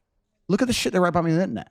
Well, how arrogant would I have to be to go, fuck that guy? That'd just be dumb. I'd be like, I completely get it. Let's go see your dad. Let me go talk to the dude. Yeah, I think this thing comes down to like people are just not comfortable enough with being vulnerable. Completely. And they're not comfortable with normal social human interaction. I hate But I mean, that's okay. I kind of like it, man. I don't like it. It's kind of interesting. Okay. How do you think? It's always nervous the first time. How do you think someone would you be can the godfather to my son? Yo, you're clipped right now, huh? Yo, yeah, shut the fuck mix up in a for water, second. bro. Chug a sparkling water. Would you or no? We'll talk about that later. Okay. Andrew, we need to drop you off at IKEA, bro. How do you think a young male can allow himself to be more vulnerable? Yeah. Like, what are the steps he can take? Because I think that's the biggest problem, because a lot of it is like being unwilling to confront something within themselves, or being like, in this sense, being able to confront the dad because he can't take that criticism, right? Yeah. So how do you think a young male can build vulnerability in himself and be comfortable with it? Yeah, and that's a really good question. And I think you're never going to be good at something you don't practice. How do you do that?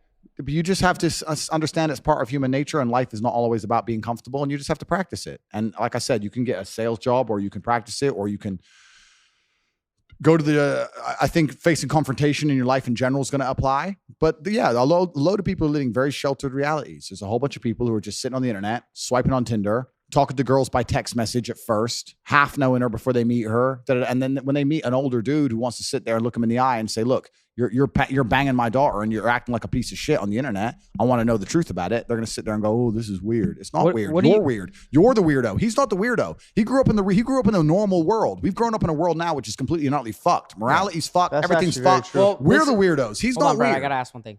I'm curious. What do you think the percent of males, their success, like their reason behind wanting to be successful, is to get a girl?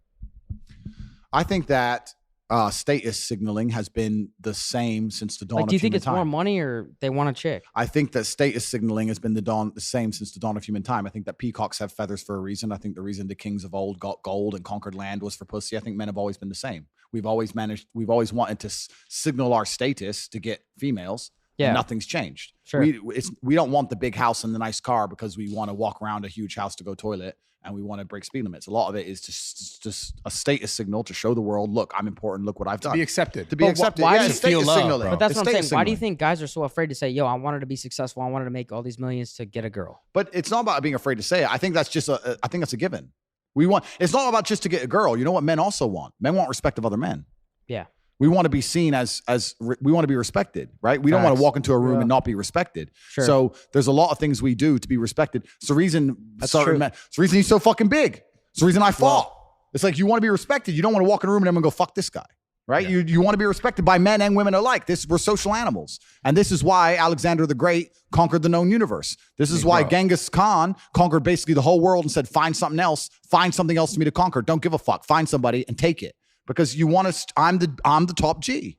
That's You're life. the That's why I fucking conquered. goat. That's why I conquered the internet. Yo, Yo, you're Talk the to goat. me. Tate, Dr. Tate. You're Yeah. the goat, straight Bro, up. like I mean, I grew up without a father in that sense. The reason why you talk about being big, like the thing that had me in the gym that made me feel like, okay, this is why this is so important to me, is because I wanted to be accepted. I wanted to be respected. I wanted to feel like I'm gonna say, like I've been saying this time, is I wanted to feel loved. And I thought that being bigger or being stronger, like would make me look obviously less weak to other men. I'd feel like maybe some acceptance of other people that I would consider father figures throughout my life. Yep. And on top of that, the thing that I keep trying to get you to talk about or to answer is like the ability to be vulnerable as men is not something that we're taught. In fact, it's something that I think we're taught to not be vulnerable, to not be emotional, to not. But Well, Tate, you're not a big vulnerability guy, though, are no, you? He's but, not. but, I just want to talk about it. but that discomfort that you just described has led to a massive positivity in your life. I Absolutely. can say the absolute same thing for fighting. I decided to go out and learn to fight to the level I learned to fight because I had a couple fights in school and I won them, but it was kind of close. And I was like, that was too close for comfort. And I thought, fuck it, I'm going to go learn to fight. And it's absolutely often discomfort and trauma and bad things that will motivate you to go and do the most amazing things. Like we said earlier, you have to take the negativity and use it in a positive manner. Like we said about stress, it can go in different directions. I'll tell you right now, if you were to say to me, Andrew, you have to make double the money you're currently making, what's the number one emotion you want to feel to do it? I'd say heartbreak. Yeah. Stress? Break my heart. Break my heart. I can't sleep. I'm furious. Break my heart and I'll make a fucking $1 billion.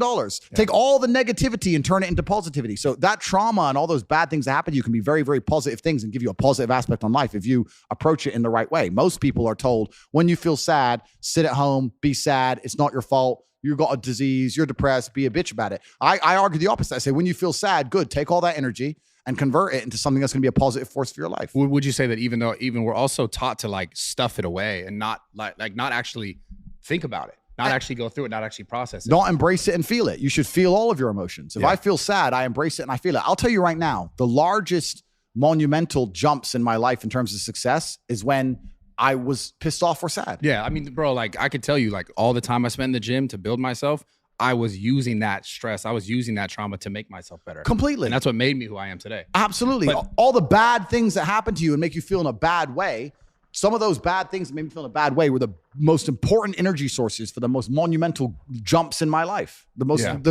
biggest achievements. I just feel like people should be taught to be more vulnerable and raw with themselves to allow themselves to see that truth so that they can make that progress in their life. And not enough people are comfortable with that. Completely. Yeah, They need heartbreak made me go crazy. Yeah, good. But you went crazy. And this is the thing. You went crazy. Like success though. Good. Perfect. But there's a whole bunch of men who go crazy and just fucking call a bitch a trillion times. Should have gone to the gym instead. Same energy in a different place. So yeah, you have to feel vulnerable. You have to feel the emotions, and whether they're negative or positive, you have to embrace them and turn them into the best possible fuel to send yourself in your life. Is there anything we haven't covered that you want to talk about? Why are you trying to end the fucking podcast, dude? I'm not. Come on. No, I'm just saying. Yeah, you got any more questions in that little list? No, what You didn't want to answer them. Those were fan questions, Andrew. They were fan questions? Yeah, you think I would write No, something he like wrote that? those in the car on the way over here. Sorry. Yeah, You got a guy like that and a guy like me too that were like, yo, this guy's fucking pushing us to be better, but that's never seen. Yeah, I understand. I understand, but I think that personally, I think I'm in a redemption arc, and I think that whether it's the Bible or the Quran or a superhero movie, there's always a guy who's misunderstood and everyone thinks he's bad, and then they realize they needed Batman after all. Can I join your team? Listen, 95. Like I said, my team are monitoring social media contents in real time. This guy's just jumping fucking Steve. Now, what's going on here, dude? It's cool. Come on. It's like peers all over again. You know? My boy, though. Wow. But no, it's already happened. It's already done, and I have no problem with people disliking me. I didn't go on the internet expecting everybody to like me. I know there's a bunch of people who are going to misunderstand me. I know I'm doing good for the world. I live with a pure heart. I know that I'm a positive influence. I go to sleep with a clear conscience, and that's what matters more to me than a bunch of bullshit and idiots. But yeah, what Brad was just saying is super important. I think that if you look at any man who's very good at being a man, most of them have had extremely traumatic lives. Yeah. If you're going to talk about the most brave man you can think of, he's been through trauma. If you think of the best soldier you can think of, he's been through trauma. You think about anything, the man who's going to charge into the burning building, the fireman, he's been through trauma. If you find a man who's never had any traumatic experiences, he's terrible at being a man. Yeah. He's weak and he's soft and he'll collapse and he's never struggled.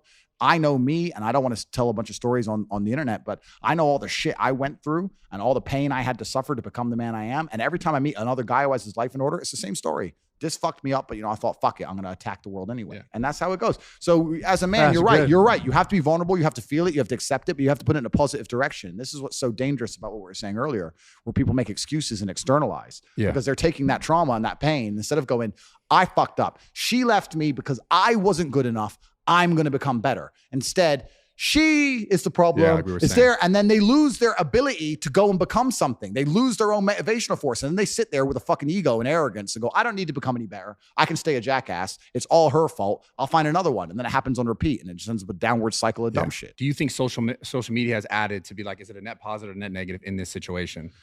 That's and then social media as a whole, do you think it's net positive or net negative? That's a really good question. I think that certainly social media is definitely amplifying the depression amongst the population. I think that Instagram would be very depressing to have as Joe Schmo. Because of the comparison. Because of the comparison, man. Yeah. Like if you're just the average dude on Insta.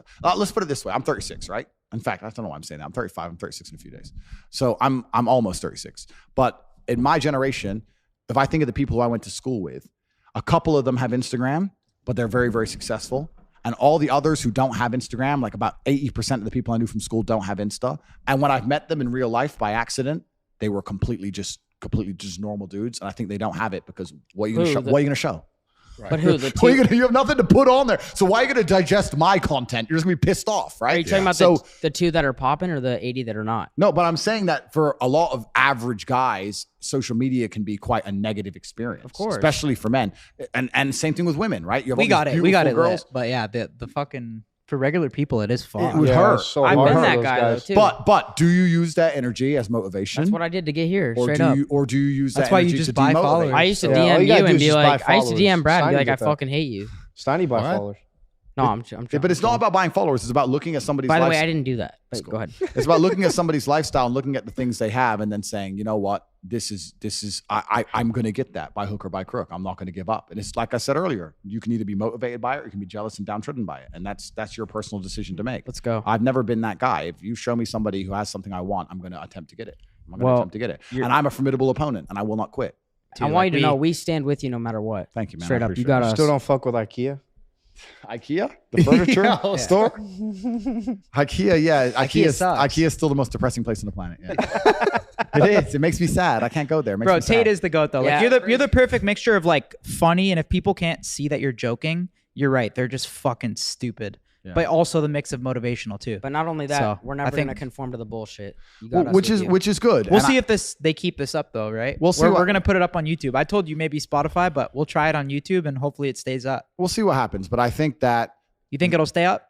Donald Trump said his would get deleted. I didn't think so, but he was right. Yeah. he was right. I don't know, man. I don't know. I know that Because Well, ours is a big platform too, right? It's big, yeah. we're living in very interesting times, and I don't think it matters whether times are turbulent or the opposite or they're crazy. I think you still need to just try and become the best person you can be.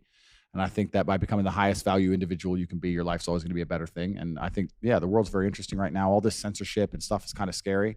But I'm very focused on myself and my team and the people I care about and the people I love. And I think you just keep doing that, Bro. and life will work out I mean, well. it sounds like adversity. That's how you thrive. So it makes sense for this. We wish you the best too with Rumble, all the success. So And I never smoked this ever, but I did it because I was in your house. And I was like, No, you're the fuck it, I goat. gotta do it. Welcome Hopefully to the this stays up. team. If you guys are watching this, Yeah. watch it. I don't know. Yeah, Hopefully so it stays I'll up. do a quick plug. Drop a thumbs up. Yeah, too. do a quick plug. Take can a do a quick plug? sec. Drop a yeah, thumbs yeah, up. plug your Yeah. shit. Plug your shit. Yeah. Cool. So I want to make something clear.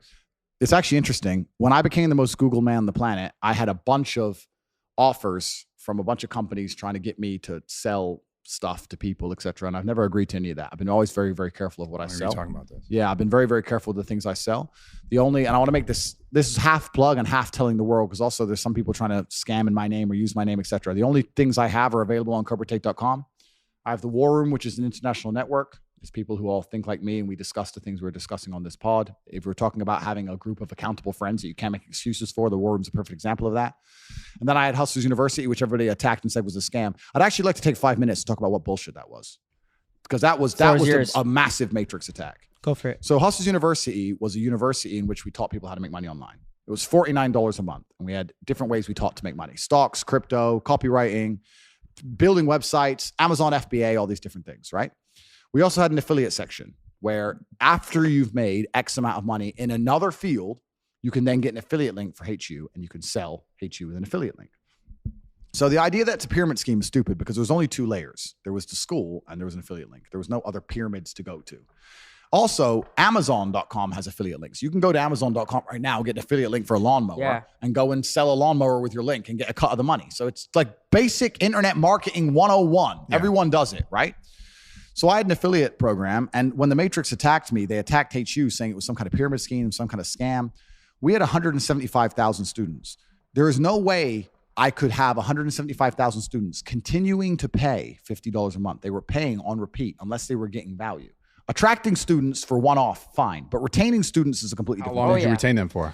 Our average retention at the time, because all the metrics are fucked since the cancellation, because a lot of our elements inside of the school got destroyed, which I'll get back to in a second. But 4.5, 5 months we had, and then we had a little bit of drop off. But most people stayed once they joined. They stayed for life. That's solid. Wow. Yeah. So because we have 18 professors in there. There's lessons every day. There's the community.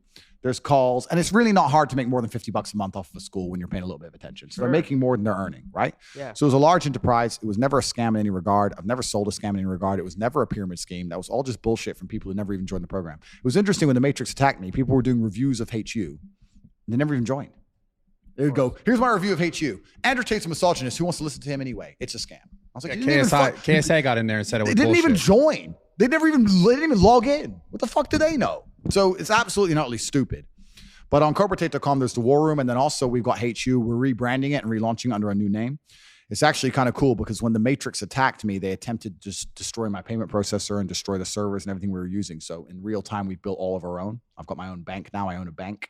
I won't tell you out what countries. I've got my own bank, do my own processing, my own servers, everything. So my HU is still alive. The school's still alive. We teach people how to make money online. That's going to become the biggest thing in the world. At one point, we were the largest educational platform on the internet, and we're going to continue to be so, and they can no longer cancel or attack that platform. So if you want to find out where my things are, they're on CobraTate.com. It's the War Room, and it's Hustlers University. They're both available on the website. And I want people to use their brains and understand that you don't have 175,000 students all with positive reviews. Don't listen to some idiot who never even joined. That's kind of crazy. That's the one part of the Matrix attack that kind of upset me a little bit. Because it was, although it's all unfair, that was just so openly ridiculous. I was just like, these people have not even joined, and they're sitting there going, "This is a scam, bro." So what do you even talk about? You sell crypto pump and dumps. Have you ever tried? These influencers were literally selling NFT pump and dumps, and then calling me a fucking scammer. It was crazy. It's crazy. When I'm teaching kids stuff, we had a kid at the height of it all. Right, we had a kid with an affiliate link. He was 16 from Singapore, and he was doing 75 grand a month.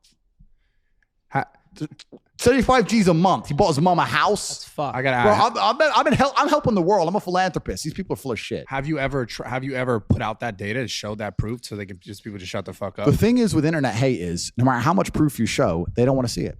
They're just going to ignore it. It's like the human trafficking thing, right? I've come out and said, look, case is closed. Romanian authorities, no case. Here's the paperwork. His house was ready for human trafficking. They just repeat the same. They're fucking dummies. They don't want to say the truth, right? I hear you. So it's all bullshit. But the school's still open. It's on CobraTate.com. And then the War Room is another level above that. They're all available. But I also want to say this because there's a bunch of people launching cryptos in my name and doing a bunch of dumb shit in my name. And none of it's to do with me. I have those two things and those two things only because they're a genuine positive force for the world. The War Room will allow you to have an accountable group of brothers that'll make you a better person. Hate You will allow you to make money. Those are the only two things I sell. I don't sell anything else. That's it. Because they're a positive force for the world. I live with a pure heart. I'm not out to scam a bunch of kids on a fucking crypto pump and dump and then sit there and say that I'm somehow bad for the world with my stupid blonde haircut like those fuckers. I don't do that shit. Amazing. You sell workout programs too, though. I used to. I don't anymore. I used to. Yeah. I used to. I don't anymore. I used to sell fitness and that kind of thing. I don't do it anymore. Just those two things. Just those two things. I've got the War Room, which is accountability and brotherhood, which is something you can look in. It's a lot more detailed than that. It's on CobraTate.com. And Hate You, if you want to make money online, I'll teach you how to make money online. I guarantee I can teach anybody, no matter how little experience you have, no matter if you live in a third world country, if you have an internet connection, you can make more money per month than you invest. Even if you invest $49 and make $100, you will make more money. I can teach people how to do that. Awesome. Done. Thank you for your time. Andrew fucking Tate, baby. Thank you, yes, thank you. Let's go. Done. Thanks, G. That was awesome. Thank you, fucking crushed that. Thank you. Thanks, bro. Damn. I just want to keep going. Number 3 coming up. Yeah, sure.